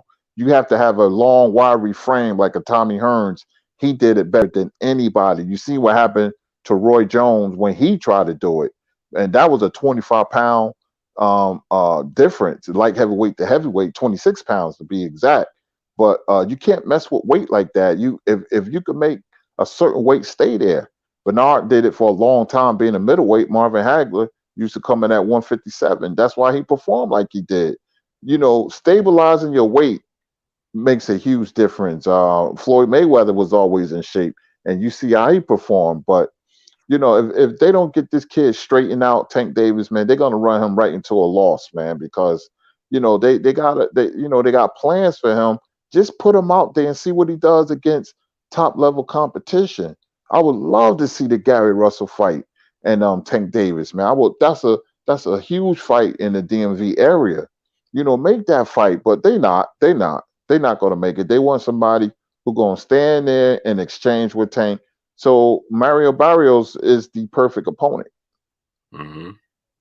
Harry Lonsdale, salute. What's good with you, man? But like you said, Kurt, Mario Barrios could be an issue too.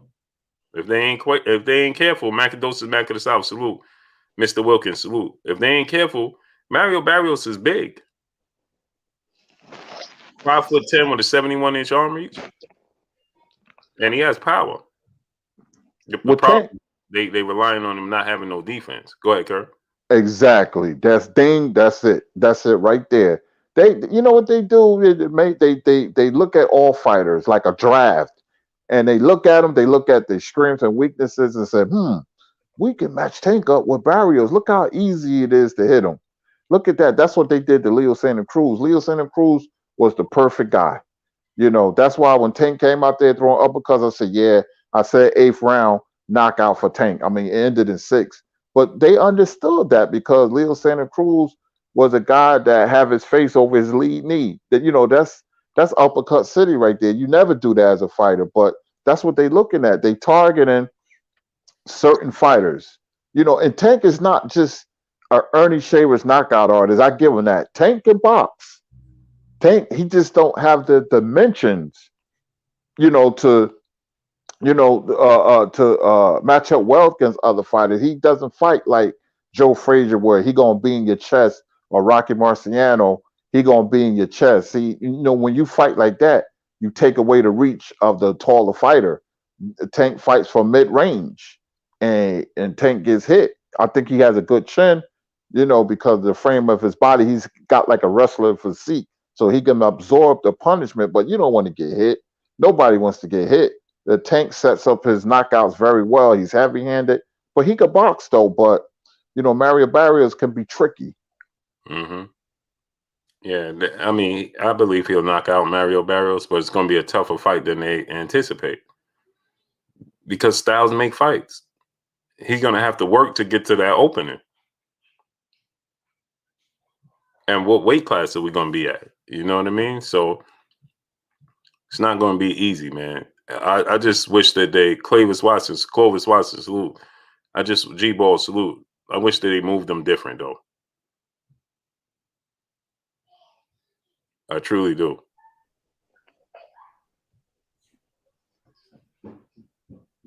But, you know. But I think that Devin Haney can beat, Vasyl Lomachenko, man. I think his range, his athletic ability, he could stay on him.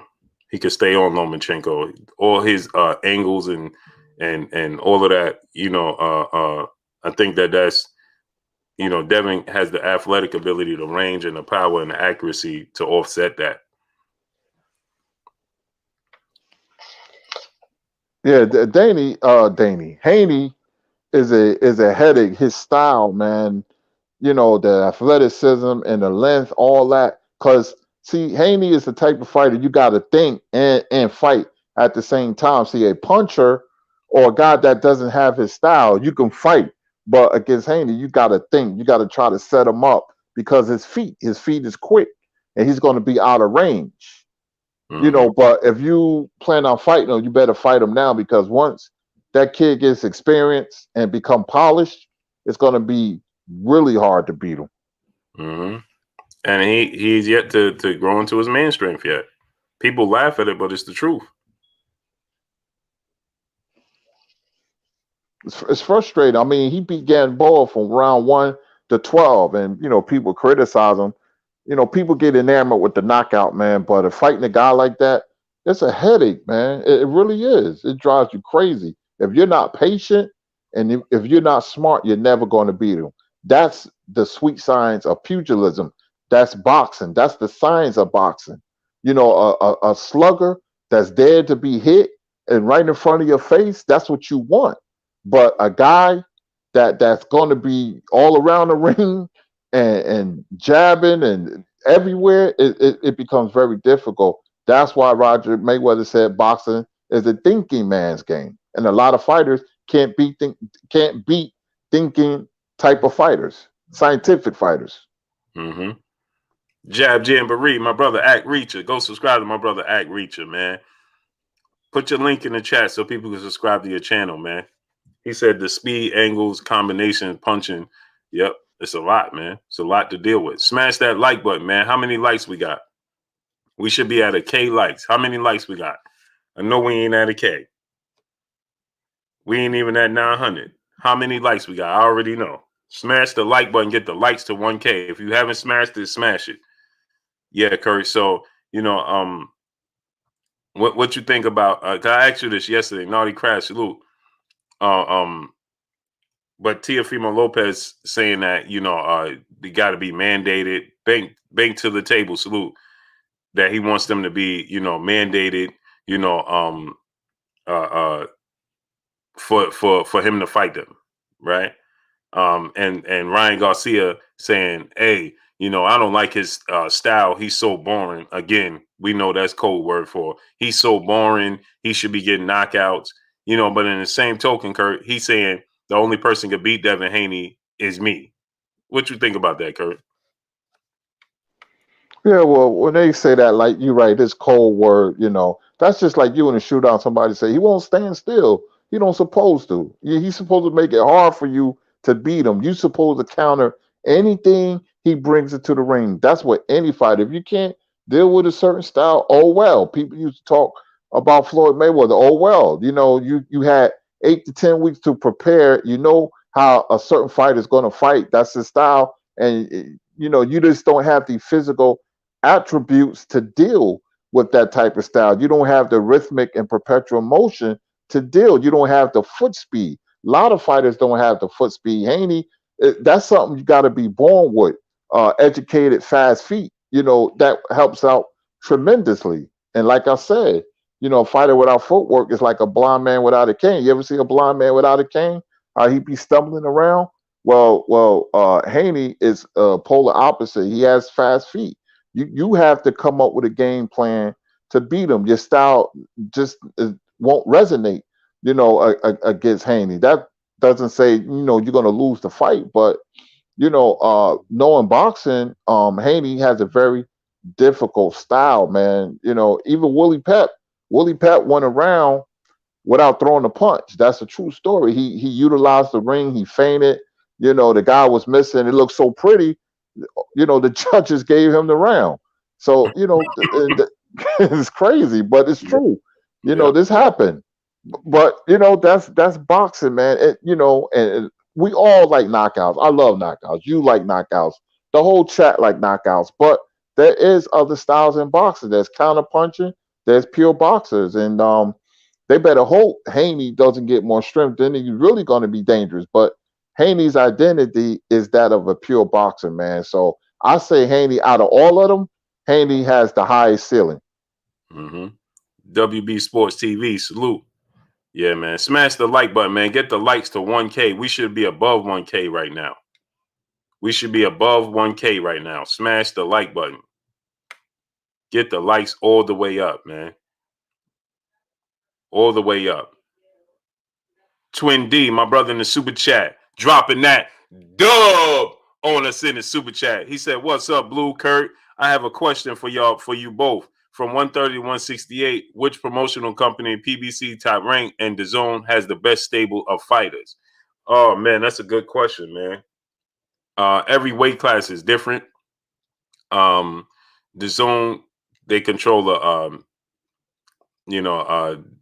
super middleweight division, right? Essentially. Man, that's hard to say, man. That's hard, man. Welterweight PBC controls the welterweight division. 135, I would have to say that's Top Rank, right, Kurt? 135.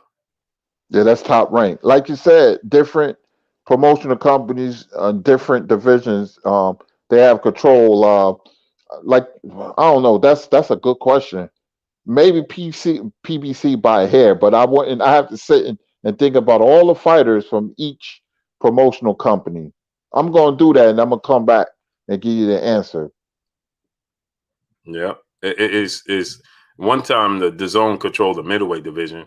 At one time, uh, everybody with a belt was in the middleweight division. Billy Joe Saunders, Canelo, and Demetrius Andrade, and only one was Jamal Charlo outside the division. But that changed because Canelo moved up and Billy Joe Saunders moved up.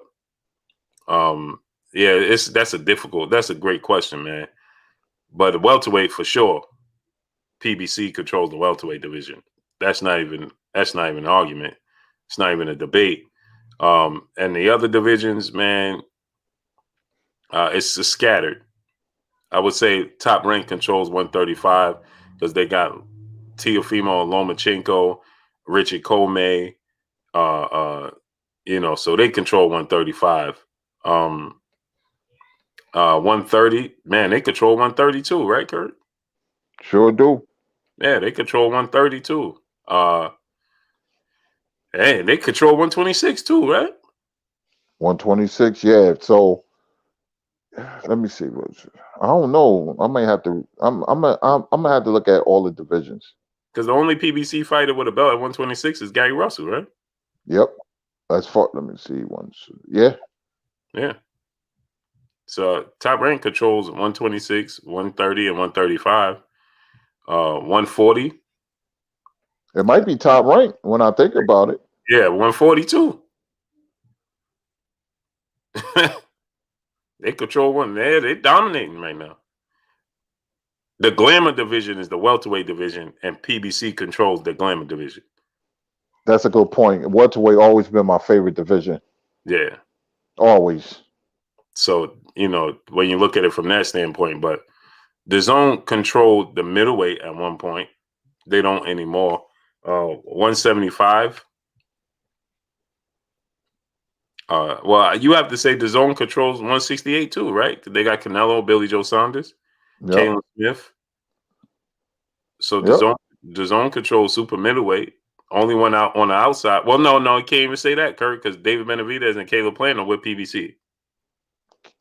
Yeah, so it's like, yeah, they got two champions, but Canelo is the biggest star. It's scattered, Yeah, but top rank. When I think about it, I never thought about it like that. But they have a lot of divisions they got on Smash. And it's not surprising because Top Rank is the best at developing fighters. Yeah, and they got a lot of young fighters that I like. So The Yeah. top rank do anything. They just, when they get star status, that's when the train wreck happens. But Mhm. And 154 junior middleweight, PBC control that. mhm. Hands down. They control welterweight and super welterweight or junior middleweight. They And those got are two of my best divisions, they got my Jamel favorite Charlo, divisions. they got Hmm. Lubin, Lara, Don't they Hurd, got Castano? Castano, Hurd, Tony Harrison. They control junior middleweight. And Tony Harrison, I'm hearing come back April 17th. Or it'd probably be a warm up for tune-up fight, right? More than likely. Yeah, my brother. I think Lawrence just told me that. Matter of fact, but he's gonna fight Brian Peralta. Oh, okay, okay, That's a good fight. okay. Well, Brian Peralta's fighting. Okay. Yeah, that's a good fight. 704 Joe, salute. Machiavelli Mafia, my brother in Super Chat. Kurt Sandy 134. Why isn't he given same love as Willie Pep? You know what? That's a great question, man. Listen. I like Willie Pep. I got him in my top 10 all times, man. He was a prime of his career. He was 134-1, but he got knocked out a couple of times by Sandy Saddler, and he could never get past Sandy Saddler, even though he won one fight, but he quit on a stool in another fight. Sandy Saddler had 103 knockouts in 13 years, man, and he don't get the same love that Willie Pep gets. So that's a good question. So when they put Pep and Pernell Whitaker and Floyd, I would say Floyd and Pernell was better defensively because Willie Pep was knocked out multiple times by Sandy Saddler. Mm-hmm. Yeah, man. Who's your second? I know your first all time great favorite fighter is Sugar Ray Robinson, right? That's correct. Who's your second? Oh, Muhammad Ali in the 60s. He was the most graceful fighter I've ever seen in my life. I've never seen a guy that you went to fight. My father said it was like watching a music artist in concert. He was the most graceful fighter. Look at the Cleveland Williams fight right before they suspended his license. Those 3 years, that was the prime of his life from 67 to 70. And he didn't fight. He wasn't the same fighter when he came back and fought Joe Frazier. He couldn't move as well as he did. But the mid 60s, I tried looking at the Ali and Cleveland Williams fight. I never seen a fighter with that grace before. Not even close, man. Well, if they ain't suspended, man, how do you think? Because I always say, I look at it and I'm like, man, I always have that Mike Tyson, Evander Holyfield feeling with him and Joe Frazier. But do you think if they didn't suspend him, he would have ever had the trouble with Joe Frazier he did? Nah, he would have beat Joe Frazier a lot easier. Mm. Lot easier. Nobody was touching Ali in the mid 60s, and that Ali, they would have fought earlier. Muhammad Ali would have beat Joe Frazier easy. Seriously, he was that graceful. His footwork was just unbelievable. Remember, even Bruce Lee used to study film of Muhammad Ali. He said he couldn't understand a man that size can move like that. Mm. Yeah, because I always for for a reason I'm like, man, I think Joe Frazier was just his Evander Holyfield for Mike Tyson. Like he was just his thorn, like Shane Mosley and Vernon Forrest, But you believe he would have just beat him easier?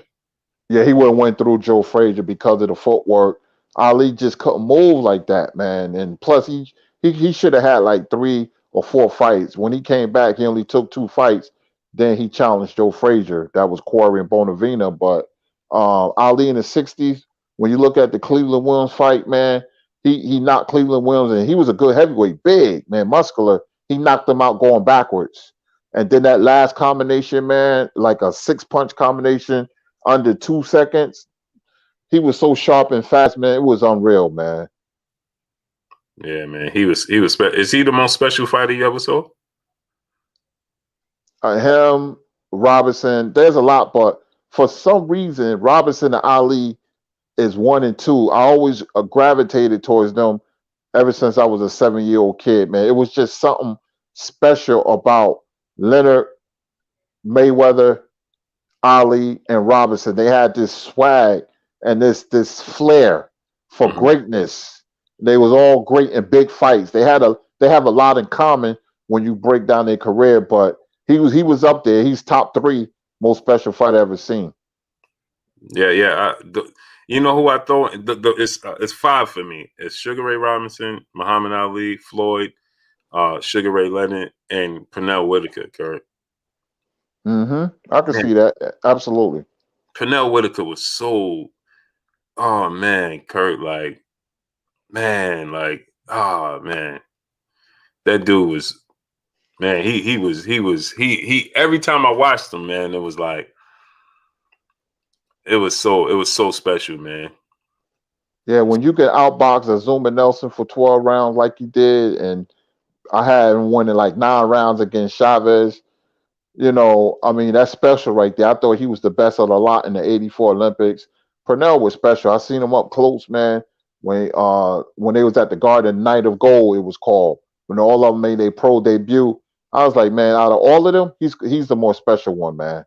And it rang true. Purnell was something else. Mm-hmm. Mr. Mechanical, salute. Yeah, he said, what about Roy Jones? Roy Jones was the most gifted athlete I've ever seen, man. He was just an athlete boxer, bro. He was Right. he was like, salute to Cerebral Shadow Boxer. My brother in the super chat dropping that dub on us in the super chat. He said, Blue Kurt is like a mad scientist when breaking down the nuances of the styles and fighters. Yeah, man. You know why? Because we love the sport of boxing first.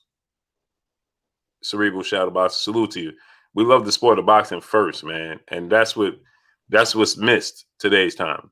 People are falling in love with, Kurt. They falling in love with social media and these dudes' cars and their lifestyle, and over the sport of boxing, Kurt. That is true, man. When you break down fights like me and Blue and other people, you got to have a certain type of love and passion for it. Blue done spend a lot of money on the sport of boxing. I done spend a lot of money. It's just that it's that raw passion. And thank you for the kind words. But real quick about Roy. Roy was athletically gifted, but not technically gifted. You see what happened when his athleticism waned. He had problems when Antonio Tarver. He had that wouldn't have happened. And you seen what happened with Bernard moved up in weight. What he did to Tarver, he beat the brakes off Tarver because Hopkins was technical. Roy was just explosive, athletically gifted, but not technically gifted like the other fighters. Yeah. Kid Life 7, salute. Full of Hunger Boxing, salute. Rico 1K, salute. Yeah, Roy Jones, when his reflexes faded, so did his skills. 1 second, Blue. Brooklyn Kennedy, from the place you love to hate, Brooklyn on the check-in. I listen to Star every night. Brooklyn Kennedy is a regular on there. Yo, Brooklyn, tell Star I said what's up. I donate to the machine. I'm a Star don't like fans. I'm a huge supporter. Brooklyn Kennedy is a cool dude, man. Thank you for supporting the show, Brooklyn Kennedy. I'll see you later on tonight. Yes, sir. Yes, sir. Salute to Brooklyn Kennedy in the super chat. He said AB should FT the loser of fight the loser of Josh Taylor, Jose Ramirez. I got AB and May is TBE. Floyd Mayweather is the TBE. Sugar Ray Leonard want no smoke. He lost to Duran the first fight. Floyd ain't his dad. Facts. Hey, Kurt, he's saying that Floyd will beat Sugar Ray Leonard. I don't think even Blue first. The loser of Josh Taylor, Jose Ramirez might be bad for Adrian Broner, bro. They might be bad for Adrian Broner, bro. But Sugar Ray Leonard, what you think, Kurt? Nah, I was on Money Brown. He picked Mayweather, and I'm gonna tell you why. The how you beat Mayweather, you force him to fight your fight. You don't let Floyd fight at his pace, and that's what Leonard wouldn't do. Leonard was a boxer, but he was a overly very strong. His strength and left hook was always underrated. Go look at the Davey Boy Green fight when he knocked him cold. Sugar Ray Leonard was a big welterweight who can punch, who had a granite chin.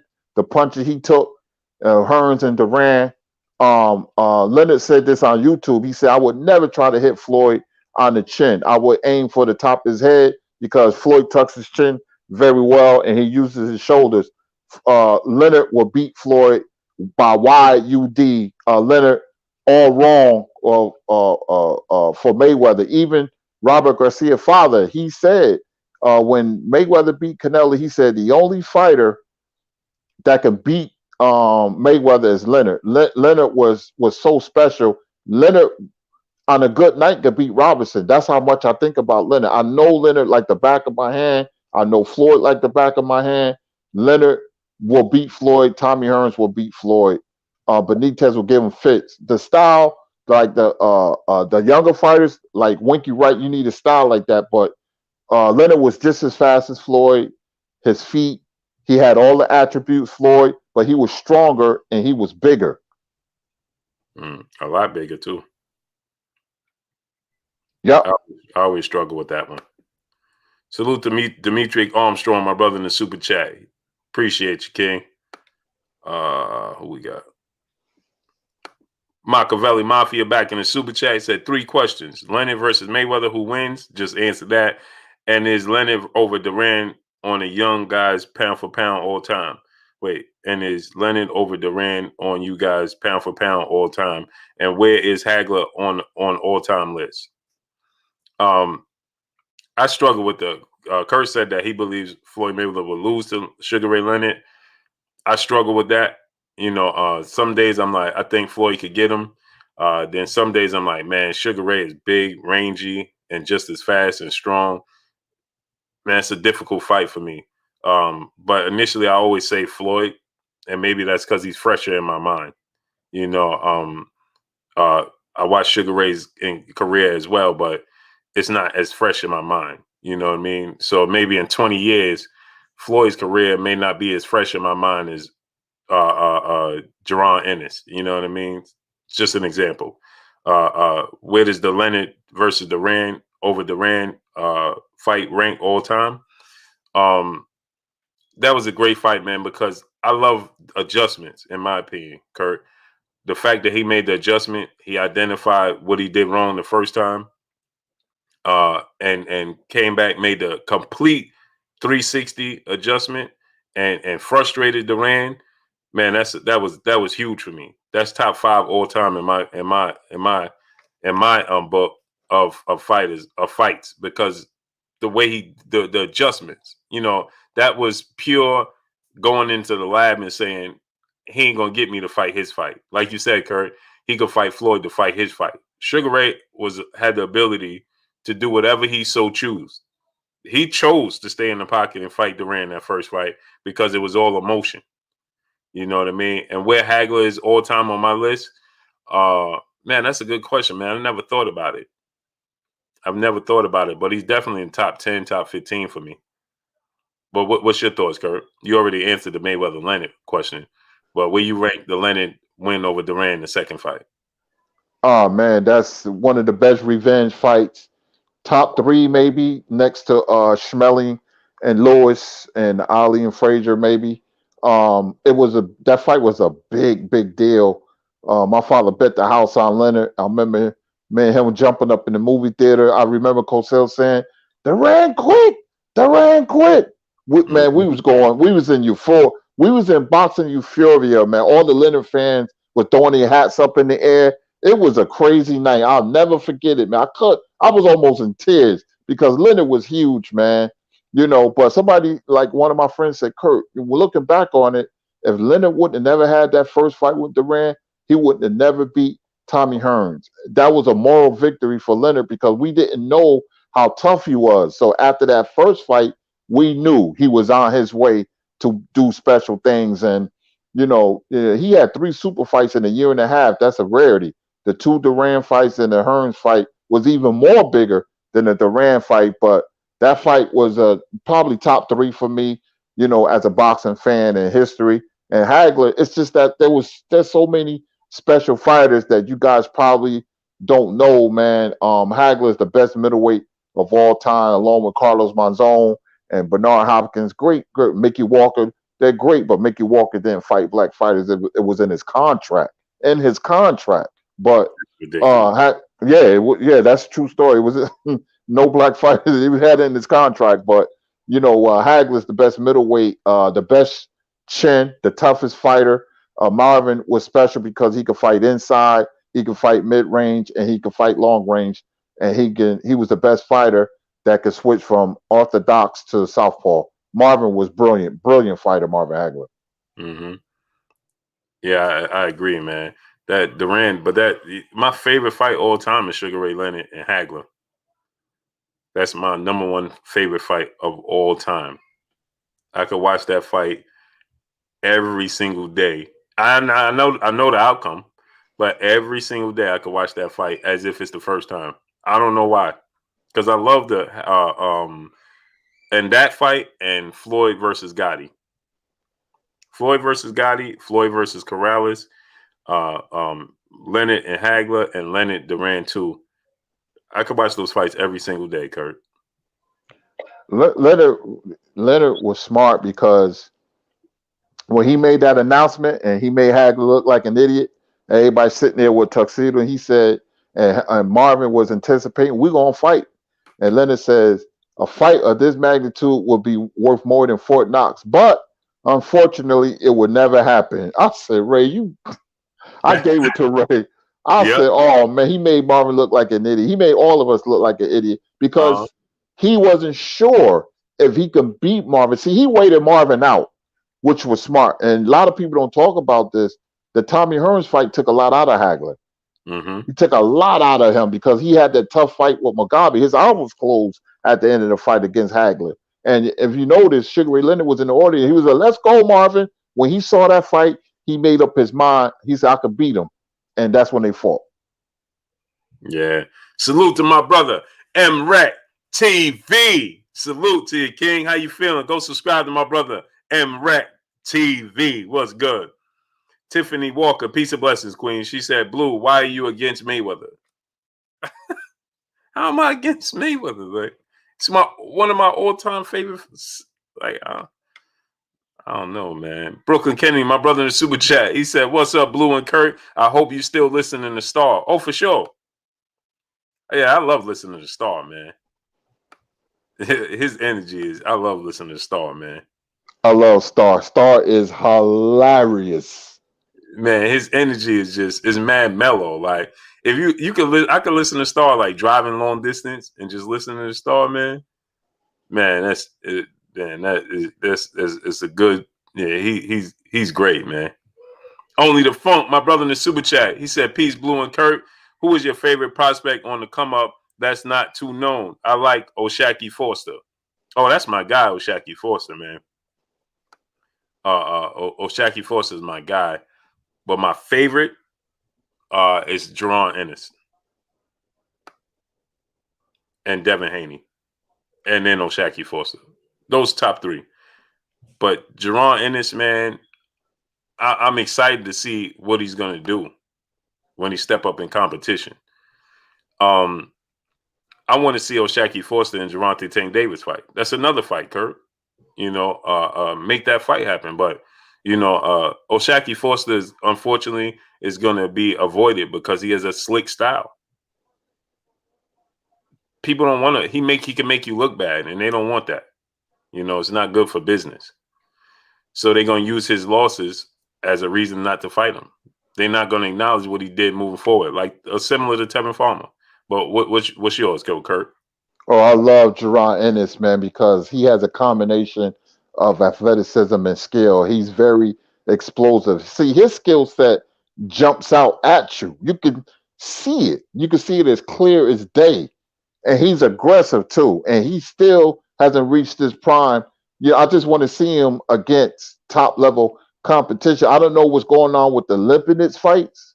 I don't know if that's still on. I don't see anything. I haven't heard anything, and it's a month away. But Jerron Ennis, man, I hope he don't become a victim of boxing politics, man, because that kid, he got a lot of talent, naturally gifted and skilled. Plus, he has the pedigree.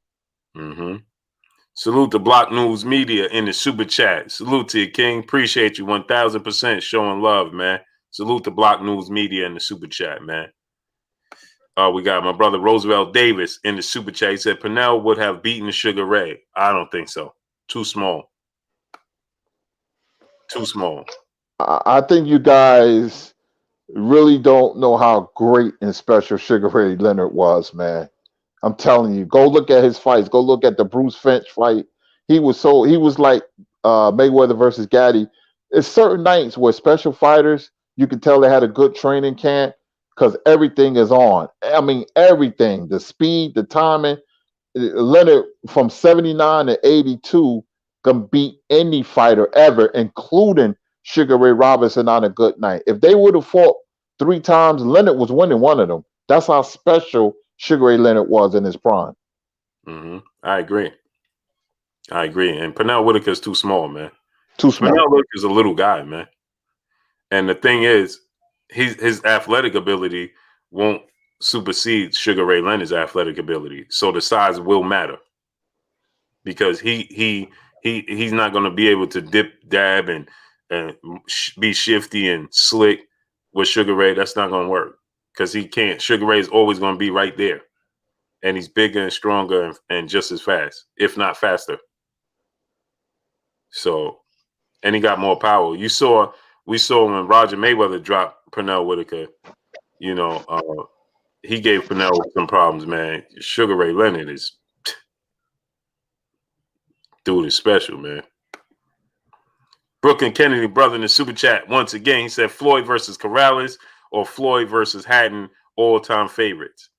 Yeah, the Hatton fight was great too, man. But the Corrales and the Gotti fight was like come-out fights for me. That's why they my favorite. Because those was like, like he was announcing himself. What you think about those fights, Kurt? Oh, they were great fights, man. Floyd showed you how special he was against Gaddy. I knew he was going to look good, but I didn't know he was going to look that good. I mean, Floyd was just his speed and his timing, man. He was hitting, everything. He was hitting Gaddy with everything. I remember Jim Lampley said Floyd punches was landing like lasers. He had me rolling. But Floyd is just a special fighter. I knew he was going to. When he beat Gaddy, I said he's going to retire undefeated. I just knew. I knew.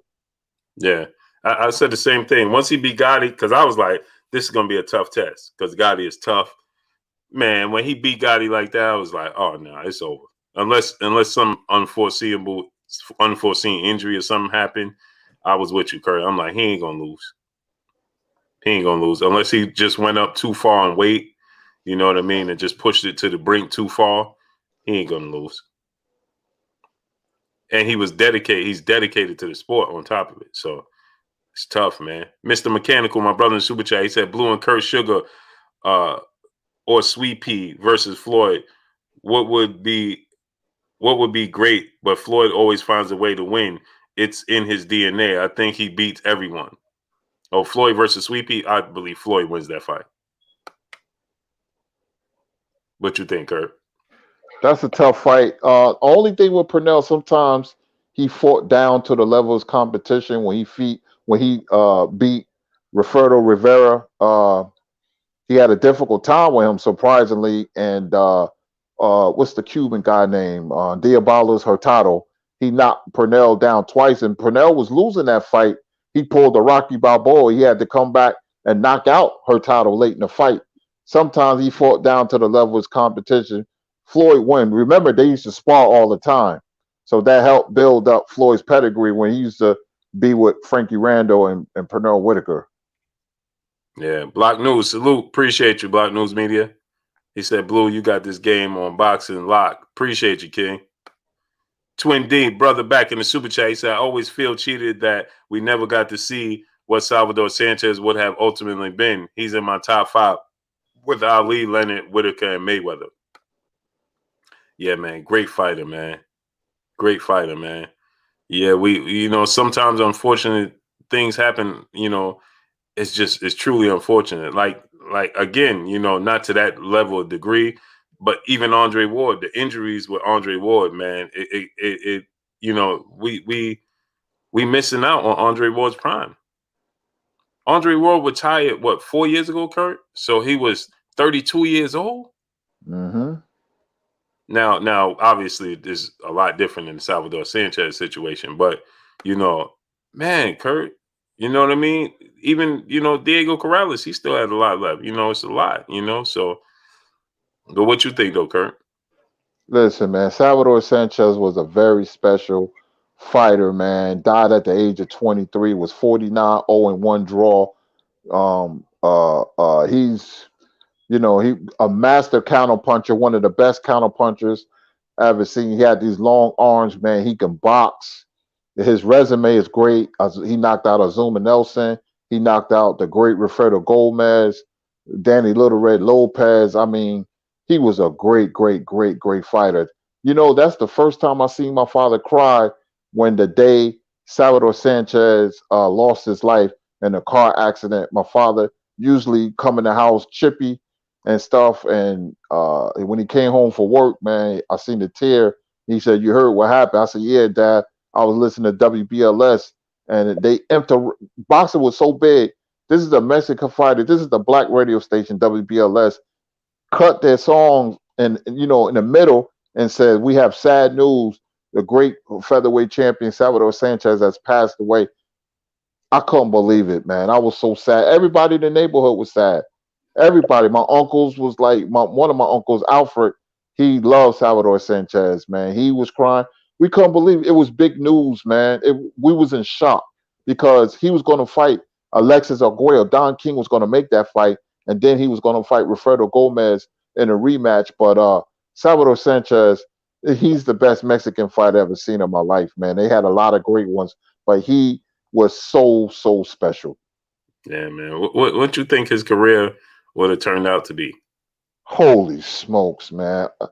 The sky would have been the limit because he had the opponents. I wanted to see him fight Eusebio Pedrosa, but it never materialized. But he would have been one of the greatest fighters ever, and probably in the top 10. But you got to understand, in boxing has a rich history. And these guys that we talking about, it's not that they not special. I don't even got Sugar Ray Leonard in my top 10 because you got guys like, you may not know this guy, Harry Greb, greatest fighter, white fighter ever seen from German immigrants. His record was 261-48. And guys like that, Willie Pep and Archie Moore and Charlie Burley and who else? Joe Louis is up there. So you're trying to fit 10 fighters into boxing history with thousands of fighters.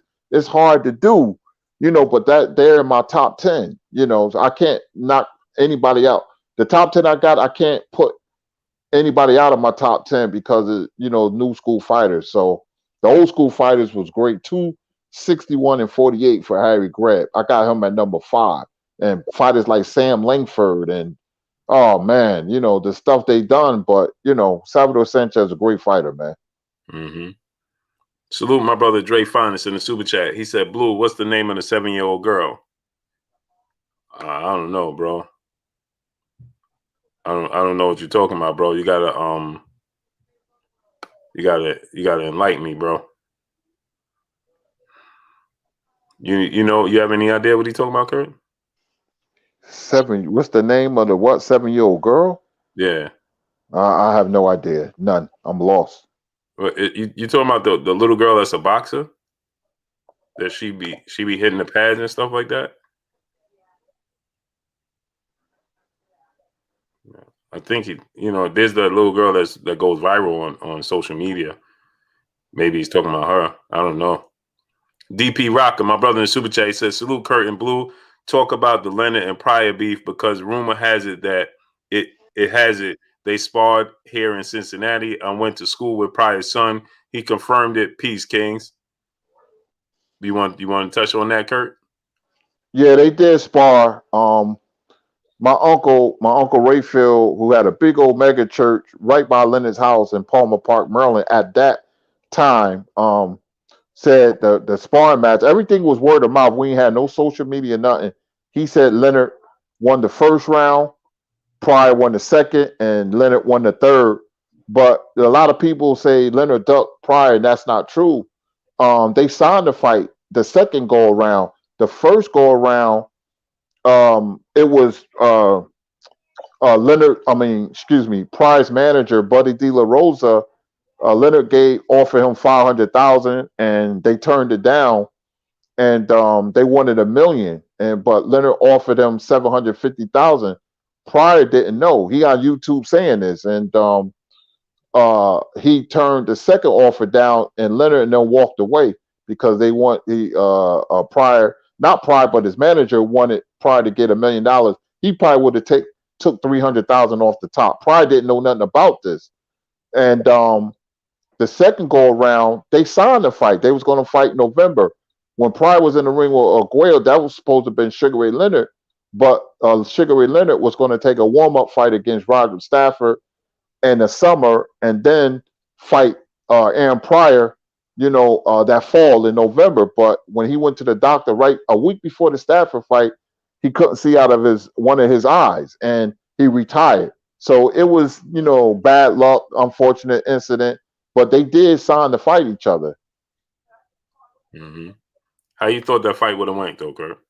Pryor was too reckless for Ray, man. Ray had a real powerful left hook, and I think he would have got Pryor with that punch. Pryor used to get knocked down a lot by lesser opposition because he was overly aggressive, and Leonard would have used his aggression against Pryor.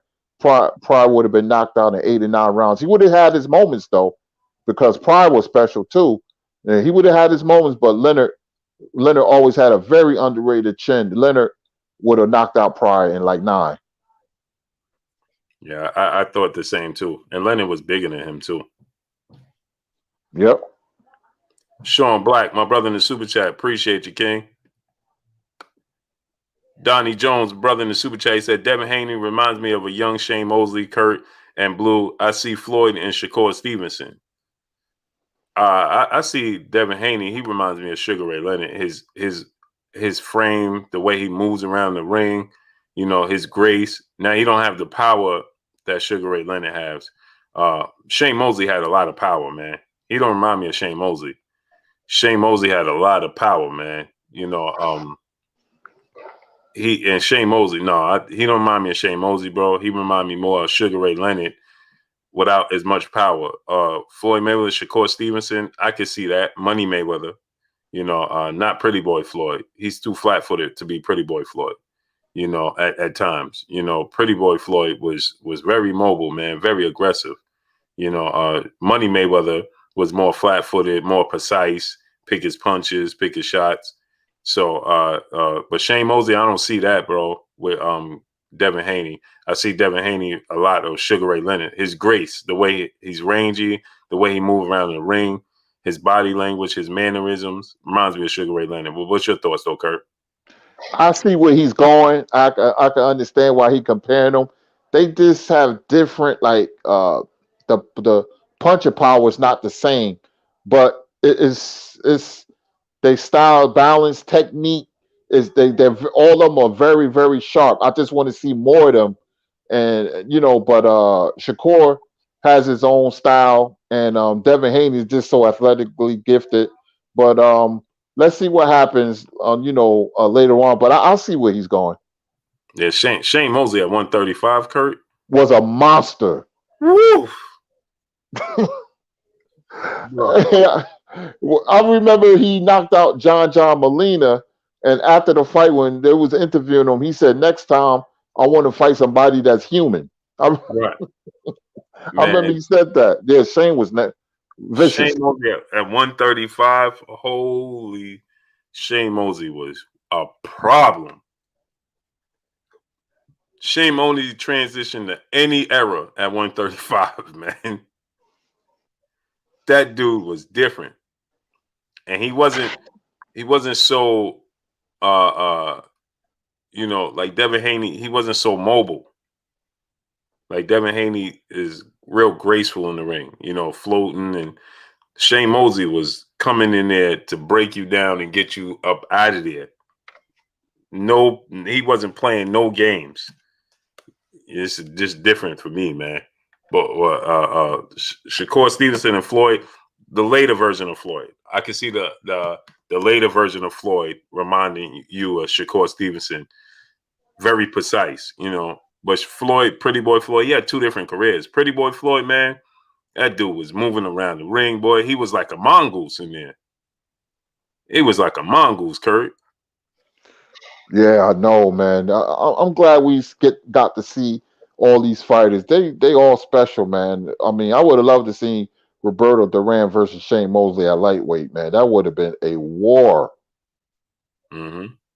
And Kurt, I would have really seen, like you said, Floyd and Shane at 135, Kurt. Oh man, Floyd was just on another level at 130 to 140, man. His feet, I used to look at his footwork, man. I said, God, dog. And you know why I love that fight, Kurt, at 135? Because when he was at 130, 135, and 40, he'd give you an opportunity every now and then. That's why it was like Chop Chop had success catching him with big punches because he was aggressive. So he would throw defense out the window. That's what people don't realize about Floyd, Kurt. He would throw defense out the window and just start trading with you. And if he did that with Shane, woo! Yeah, Shane was one of the best body punchers I ever seen at 135. He would kill your body. Yep. Woo. Roosevelt Davis, my brother in the super chat, once again, he said, who could be considered the hardest puncher in heavyweight, Shavers or Tyson? I think it's Ernie Shavers. Shavers. Larry Holmes said Shavers hits much harder. Mike Tyson is the sharper puncher. Those came out of Larry Holmes' mouth. He got hit with both fighters, so he should know. Mm-hmm. Don't get me wrong, Mike could get you out of there with one punch, but it was more of he would catch you. His combinations were so quick and so ferocious and so aggressive that he would catch you with more than one. Boop, pop, boop, pop, before you know it.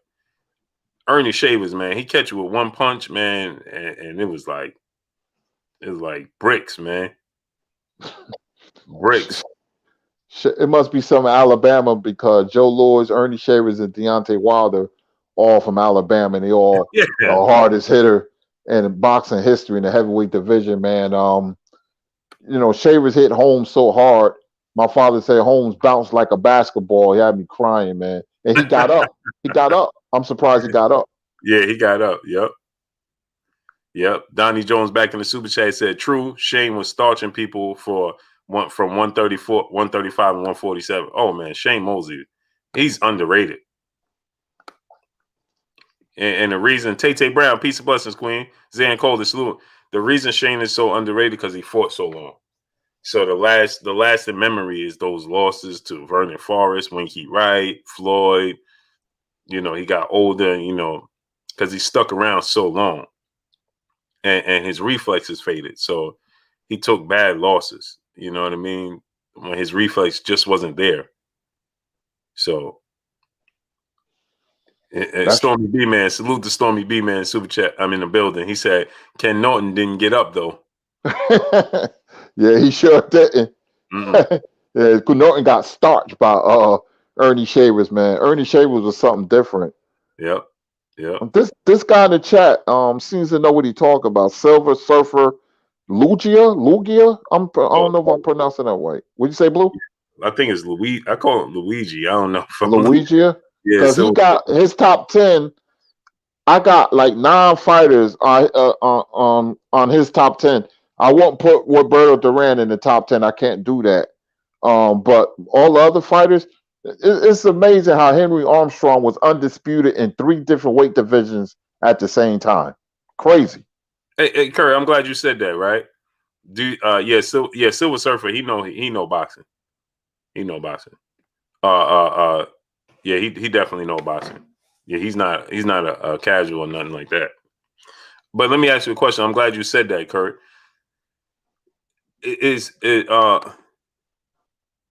Would you consider Tank Davis to simultaneously hold 3 belts in 3 different weight classes should he fight Barrios and win?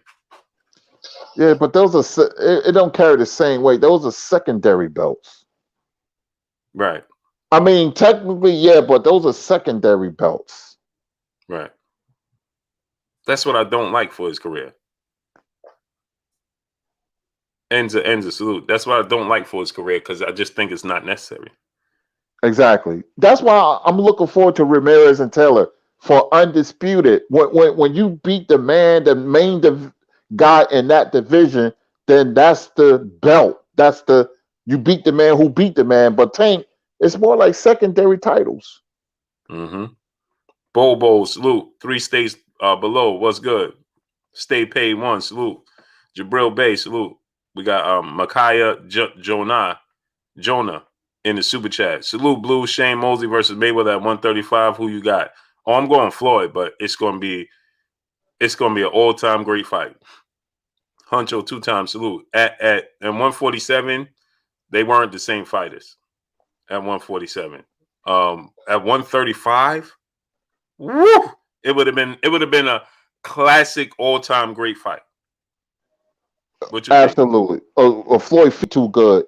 Mosley had this style called power boxing. His father coined that phrase. What it was, he tried to mix power with some technical skills because Mosley being from Pomona, California, and being in the gyms of Mexican fighters, he wanted Shane to fight that way, but mixed in with American style. It had one flaw against technical fighters. Winky Wright twice, Vernon Forrest twice, Mayweather. Mm-hmm. You know, and that's not a coincidence that he had problems with pure boxers. I want to address Silver Surfer. I'd like to talk to him, man. I wonder hey, Silver Surfer, where you from? He said the Rand belongs up there. And I'm going to tell you why the Silver Surfer, I don't put the Rand top 10. Against Benitez, Leonard, Hagler, and Hearns, his record is 1-5. Then he was going to fight Tony Ayala in a big fight. Tony Ayala, for those who don't know, was like Roberto Duran clone. It was going to be a big fight in Madison Square Garden. He lost to this guy named Kirkland Lane. Don King went in the locker room and cursed Duran out because he messed up a lot of money. You know, Duran was inconsistent sometimes, so his record was 1-5. And people, and I'm not getting on Duran, special fighter. They say he was unbeatable at lightweight, but you got to remember something. He lost to a very underrated Puerto Rican fighter by the name of Esteban de Jesus, who knocked Duran down and outboxed Duran. If that guy lived a clean lifestyle, because he shot somebody in the head, Blue, and killed him during a traffic accident, and he used to shoot needles. He was a dope fiend, and he caught, unfortunately, HIV. If that guy could have kept his head on straight, he would have beat Duran again and again and again. He would have been what Vernon Forrest was to Shane Mosley, Esteban de Jesus would have been to Roberto Duran, but his life outside the ring, he lived a very reckless lifestyle, and Duran got him in a rematch and then a third fight. Mm-hmm. Mm-hmm. Yeah. Who am I missing? Miss somebody else, Kurt. William Old School Audence. Salute, King. Yeah, Mosley had no jab. And Mosley, Kurt, you know what he had? The Haven Alexander. Salute. You know that herky-jerky, right? He's real herky-jerky. Like, you could time him. Yep. Certain fighters could time him. He's real herky-jerky, like. Yep. You know, so if you could get his timing down, he was in trouble. Nick J, peace of blessings, Queen. She said, Kurt, stay dropping jewels. Yeah, that's a fact. Kurt is amazing, man. He's amazing. Man, Yeah. I thank y'all, man. I'm just glad I'm on this platform, man. What was that? Ancestral Rage, I was in the chat, and you was looking for a co-host, and you was thinking, I remember that. You was like, let me see. Blue was like, let me see. Yeah. And Ancestral Rage said, Kurt. And Blue said, what I'm Hey, facts. I'm glad to be on board, man. Facts, man. It's just a match made in heaven, man. It just works. You know what I mean? So Kurt, let me ask you, where you rank Carissa Shields all the time she win this weekend? I had to put her number one. I have to put her number one. I can't deny this woman. I was skeptical at first. She doesn't have the power I thought she has, but she's just a textbook boxer. She don't have to have a lot of power. I mean, what she's doing, I mean, people may argue with that because I like the girl from Holland. What's her name? Lucia Riker. Okay, yeah. Lucia Riker. I was a big fan of hers, but if Clarissa Shields win this week, man, I'm gonna have to what she's doing. I'm gonna have to put her at number one. I can't deny her. Yep. She's amazing, man. She's amazing, Kurt. If she does this and then goes to the UFC and is successful there, man, she's Serena Williams. She's already on Serena Williams level, but she goes there and does that there. Kurt, she might go down as one of the greatest boxers, hands down, male or female. I mean, she already is, but like on a consistent basis. People forget to put, but man. Yeah, that's true. Hey, Blue, let me ask you a question. When is Breakers fighting McCaskill, I believe it is? Yeah, they rematching, right? Cecilia Breakers and McCaskill. I had the date. Let me see. I think that was a bad matchup for Cecilia Breakers.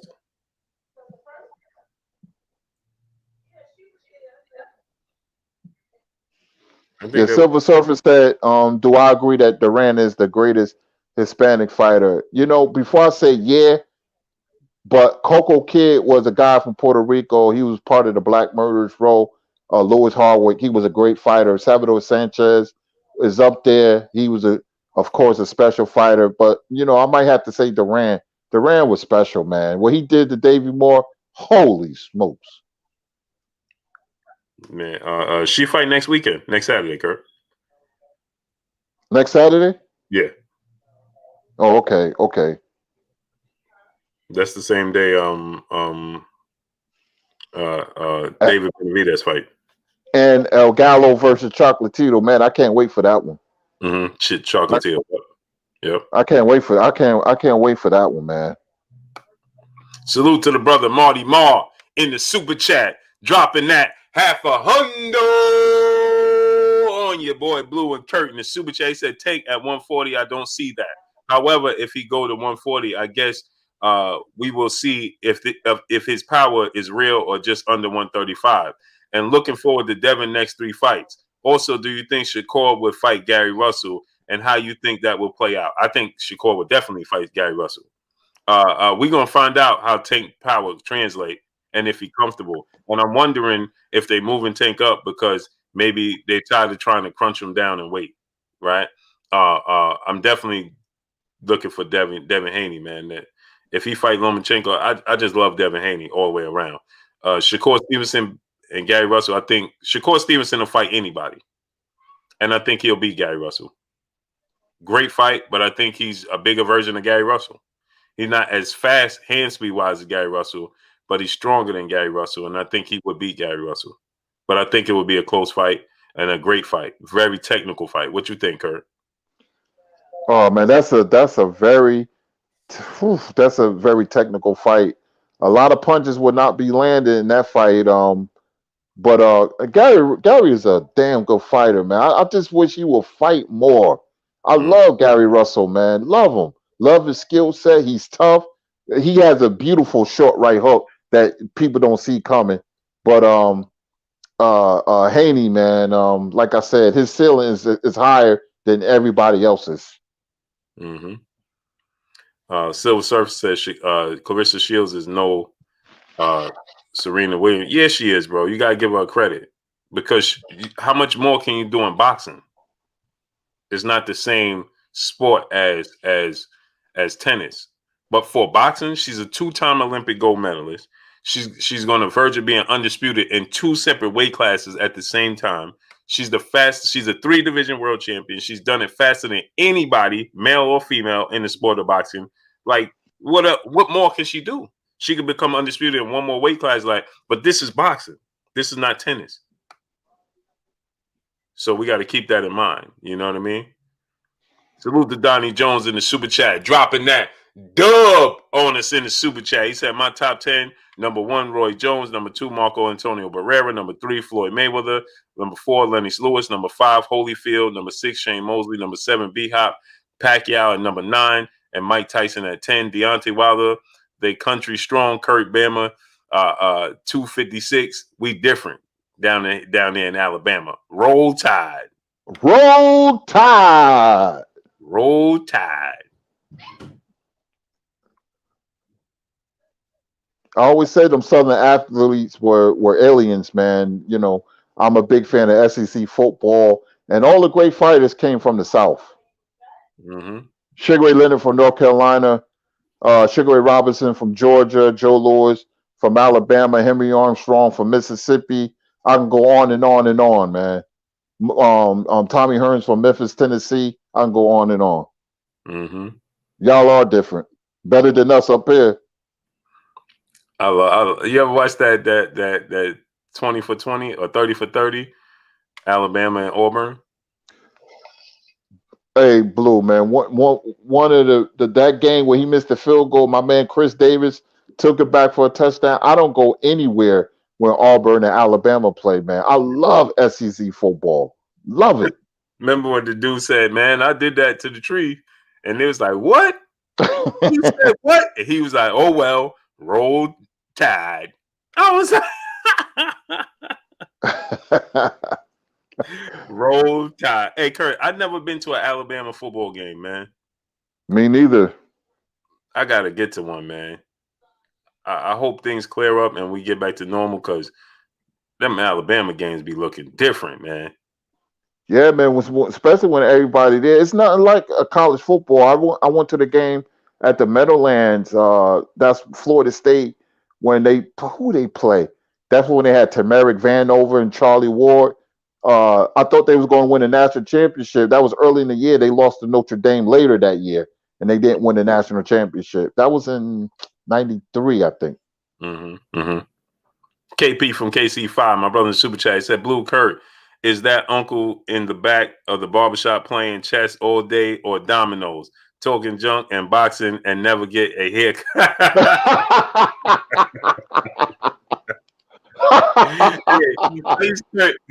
And funny you say that because I used to go to the barbershop, man, and not get no haircut being there. And we had fight night game hooked up in the barbershop.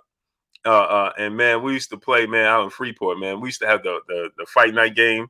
Shout out to my brothers out in Freeport, the barbershop, man. We used to have the fight night game hooked up, man. I would go in there for hours, bro. Wife like, man, you ain't even get where you at in the barbershop. Been there for 6 hours, man, talking boxing and playing fight night. Couldn't help myself, Kurt. And speaking of barbershops, I wish all you guys, you Blue, the chat, we have this barbershop on Springfield Avenue that's owned by these two guys. They was Golden Glove champions, Eric and Derek Graham. We call because we got a large black Muslim community. We call him Nasir. He was I was supposed to be the assistant boxing coordinator of Newark, but I got sick in 2017, so I couldn't do it.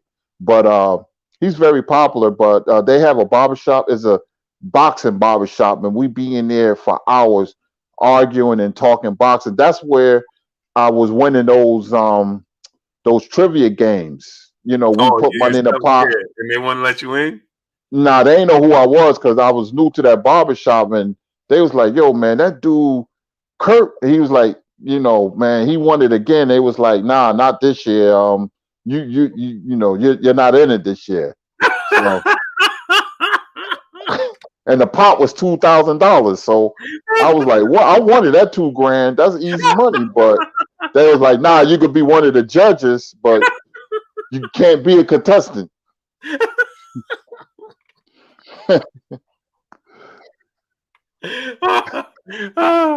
Oh, they blocked you, Kurt. They I know, man. They was like, you can't sneak up on us no more. When you won it the first year, we thought it was a fluke, but because I know James Bashir Ali, and my name started circulating. They was like, nah, we know who you are. They was like, nah, nope.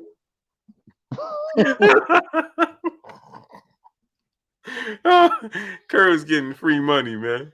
It was, man. I was like, nobody knew me because I was going to the barbershop on Broad Street downtown. Then somebody told me about it and stuff. And then I started going to the barbershop on Springfield, and they was asking me easy questions. I couldn't believe it. But they didn't know, though.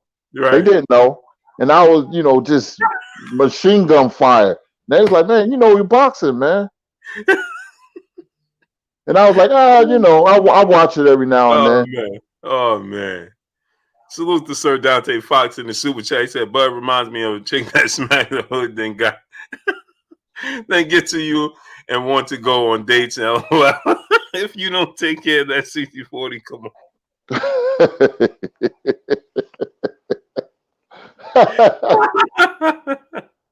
Oh man, he got to make that fight happen, man. Is the fans look? They allow him to hold it up, so it is what it is. It just is what it is, man. My brother Michael Chavez in the super chat said, "Kurt knows his boxing. Who you got, Kurt? Estrada or Chocolatito?" I got Estrada. It's going to be a good fight, but something tells me Estrada is going to pull away in the late rounds. Yeah, I think so too. I didn't like how Chocolatito looked in his last fight. Mm-hmm. Bless you. Thank you. I didn't like how he looked in his last fight, Kurt. He kept pressuring old boy and pressuring him, and that pressure eventually got to him. But I was looking at the fight, and I'm like, man, if that was Estrada would have won. He was very sloppy. He was inaccurate. He was wide with his punches, and I feel like Estrada's going to get him, man. He's going to get him. I feel the same way, man. I think Estrada. I can't wait for that fight next week. March 13th is going to be a good day of boxing, man. Yeah, for sure. Yep. So Dante Fox back in the super chat once again. He said, "Kurt, what's the first heavyweight fight where the fighters were allowed to wear different gloves?" That's a good question, man. It might be late 60s. Let me check it to be sure. It might be late 60s. It might be before that. No, I think he's talking about wearing different, like you could wear Grant and I wear Everlast. That might be late 60s. Yeah. I'll check it. But that's a really good question. Really good question. Yeah. Yep. I just talked about that too. Oakland man, salute. Woke, salute. What's good? But yeah, Kurt, man, I'm looking forward to this Carissa Shields fight because it's historic, and then we got big fights coming up, man, on the verge, and I can't wait. Yeah, man, I can't wait for May 22nd and Garcia and Pacquiao. Well, we're going to get a date shortly in location. I'm looking forward to that. I want to see how Pacquiao look being at the advanced age, and I'm hearing conflicting reports about Joshua and Fury. I don't know, but I just want to see good fights, man. Yes, smash the like button, man. How many likes we got? We should have 1.1K likes, man. Salute to my brother Whit Todd in the building. He said, 15-piece chicken, the best fighters come from the Midwest. He said, who is the greatest fighter in the world currently? I got Terrence Crawford at number one because of his versatility, man. Errol Spencer's at number two for me, but I got Terrence Crawford at number one.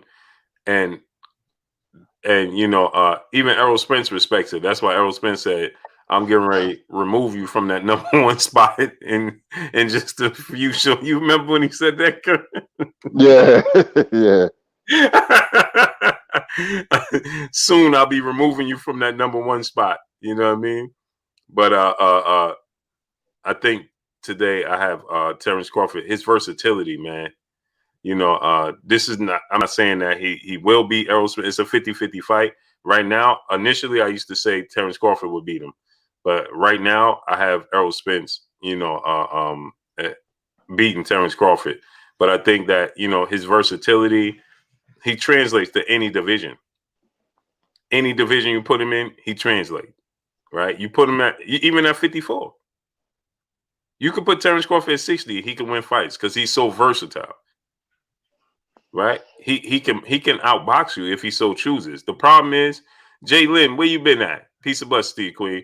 The problem is, as of late, he just likes to fight on the inside. You know, he wants to fight on the inside. He wants to exchange with you. But don't get it twisted. He can box you from the outside if he so chooses. So his versatility. And then I got Errol Spence at number 2. Right? 3, 4, 5. I don't really get into that. I got Jamel Charlo at 3. I got Canelo Alvarez at 4. And man, I don't even remember who I had at 5 right now off the cusp. But who you got, Kurt? I got 1, Terrence Crawford. Terrence Crawford is a very good fighter. 2, I got Canelo. Even though we didn't like the fight, Canelo can fight, man. Man, he can fight. I like Canelo's mindset. He's a quiet assassin. Doesn't say much, you know. But man, can he fight? Errol Spence is a dog, man. I don't know. It's a 50-50 fight with him and Crawford. That's how I want to see it. I'm not sure who is going to win that fight. Number 4, Jamel Charlo. Very good left hook, man. You know, very good fighter, tough. You know, can box, can punch, can do it all. And like at the 4, I don't know. I don't know. I ain't putting Noya up there, and I like him, but he has to do more. I don't know when he's fighting next, but I like a Noya because he's exciting, but they give him a little bit too much credit. So those are the top 4 fighters. I want to address Carlos Gonzalez. He said we can't ignore Chavez. No, Chavez is an all-time great, man. When the way he broke down Edwin Chopper Rosario, he broke Rosario down like he was folding up a picnic chair, man. It was a beautiful, brilliant performance by Chavez. He's one of the best inside fighters, and he worked both sides of the body and head. Beautiful body punch, especially with the left hook to the body. Man, Chavez, man, I got all his fights, all of them. And I told my friends when he was fighting on Galavision, that's an old Mexican channel. I used to watch Mexican fighters. When he came to the United States, I said that he was going to be a problem, and he became a big problem. You know, Chavez was a great fighter, man. Great fighter. Mm-hmm. ABM Mall, my brother in Super Chat, says, salute Blue and Kurt. If y'all could make any 3 fights this year in any weight class happen, who would you want to see in those fights? One is already happening, Josh Taylor, Jose Ramirez. Terrence Crawford, Errol Spence,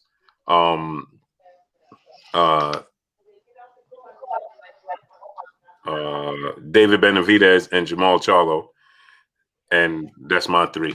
What's yours, Kurt? We might have the same 3. I want to see. I don't know. I want to see Fury and Joshua really bad. I think that's a very intriguing fight. Anytime a fight can be for undisputed, I want to see. Taylor Ramirez is happening, so that's off the list. Charlo and Benavidez, I want to see. I'm missing a fight. Errol Spence, Terrence Crawford. Thank you. He Blue even knew. Yeah. Errol Spence. Yeah, those are the 3. Yeah, that's the 3 right off the top, man. I want to see those 3, man. Jermaine B, my brother in Super Chat. You think if Charlo go B-hop disrespectful and step on Canelo Mexican flag, will it get the fight? Hashtag salute. What's good? Oh, nah. I mean, there's oh yeah.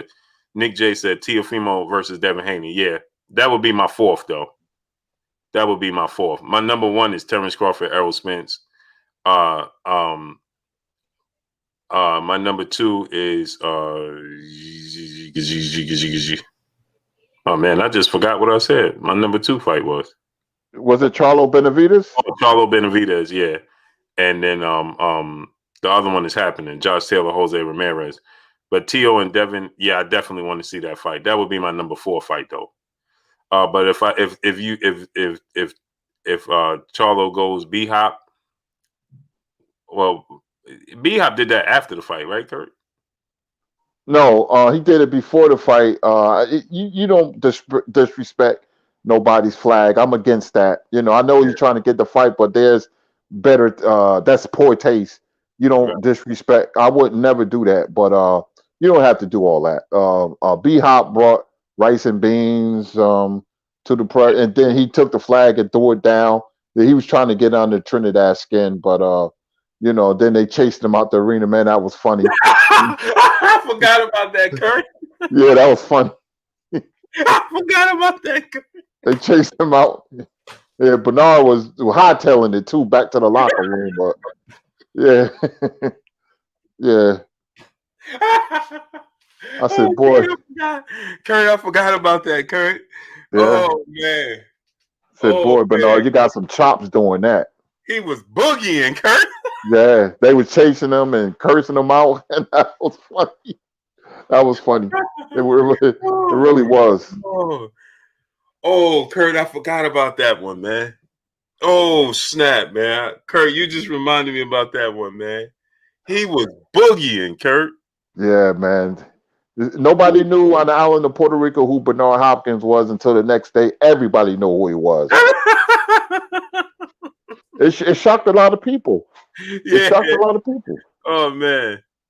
Oh, man. Let's get out of here, Kurt, man. We've been on here 3 hours, man. Man, what a show. Old school, new school. Love talking boxing, man, with you guys, man. The chat, I love all your questions, man. I just love talking boxing. I could do this until 3 o'clock in the morning, probably 24 hours, to be honest with you. I think about boxing 24 hours. But great show, Blue. Thank you, chat, for your support. Thank you for all the super chats, man. And Clarissa Shields is fighting this weekend. I might order the fight. And we got a big boxer fight. That's next week. I'm looking forward to can't wait, Chocolatito and Estrada. But first things first, we'll be back tomorrow with some more boxing news and some more boxing commentary. My name is Curtis Anderson, Kurt Sugar. It's always a pleasure. Everybody have a good night. Hey, Kurt, Jay Lynn, she said, I missed 4 days of work after that fight.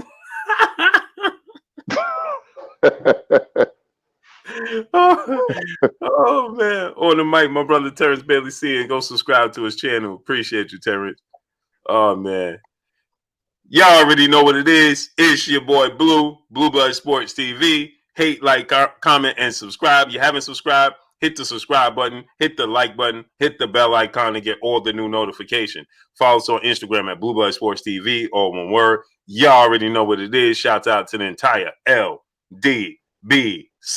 Shout out to New Media. Shout out to Black Media Row. Make sure you like and share these videos. That's what we got for y'all. Peace. Peace.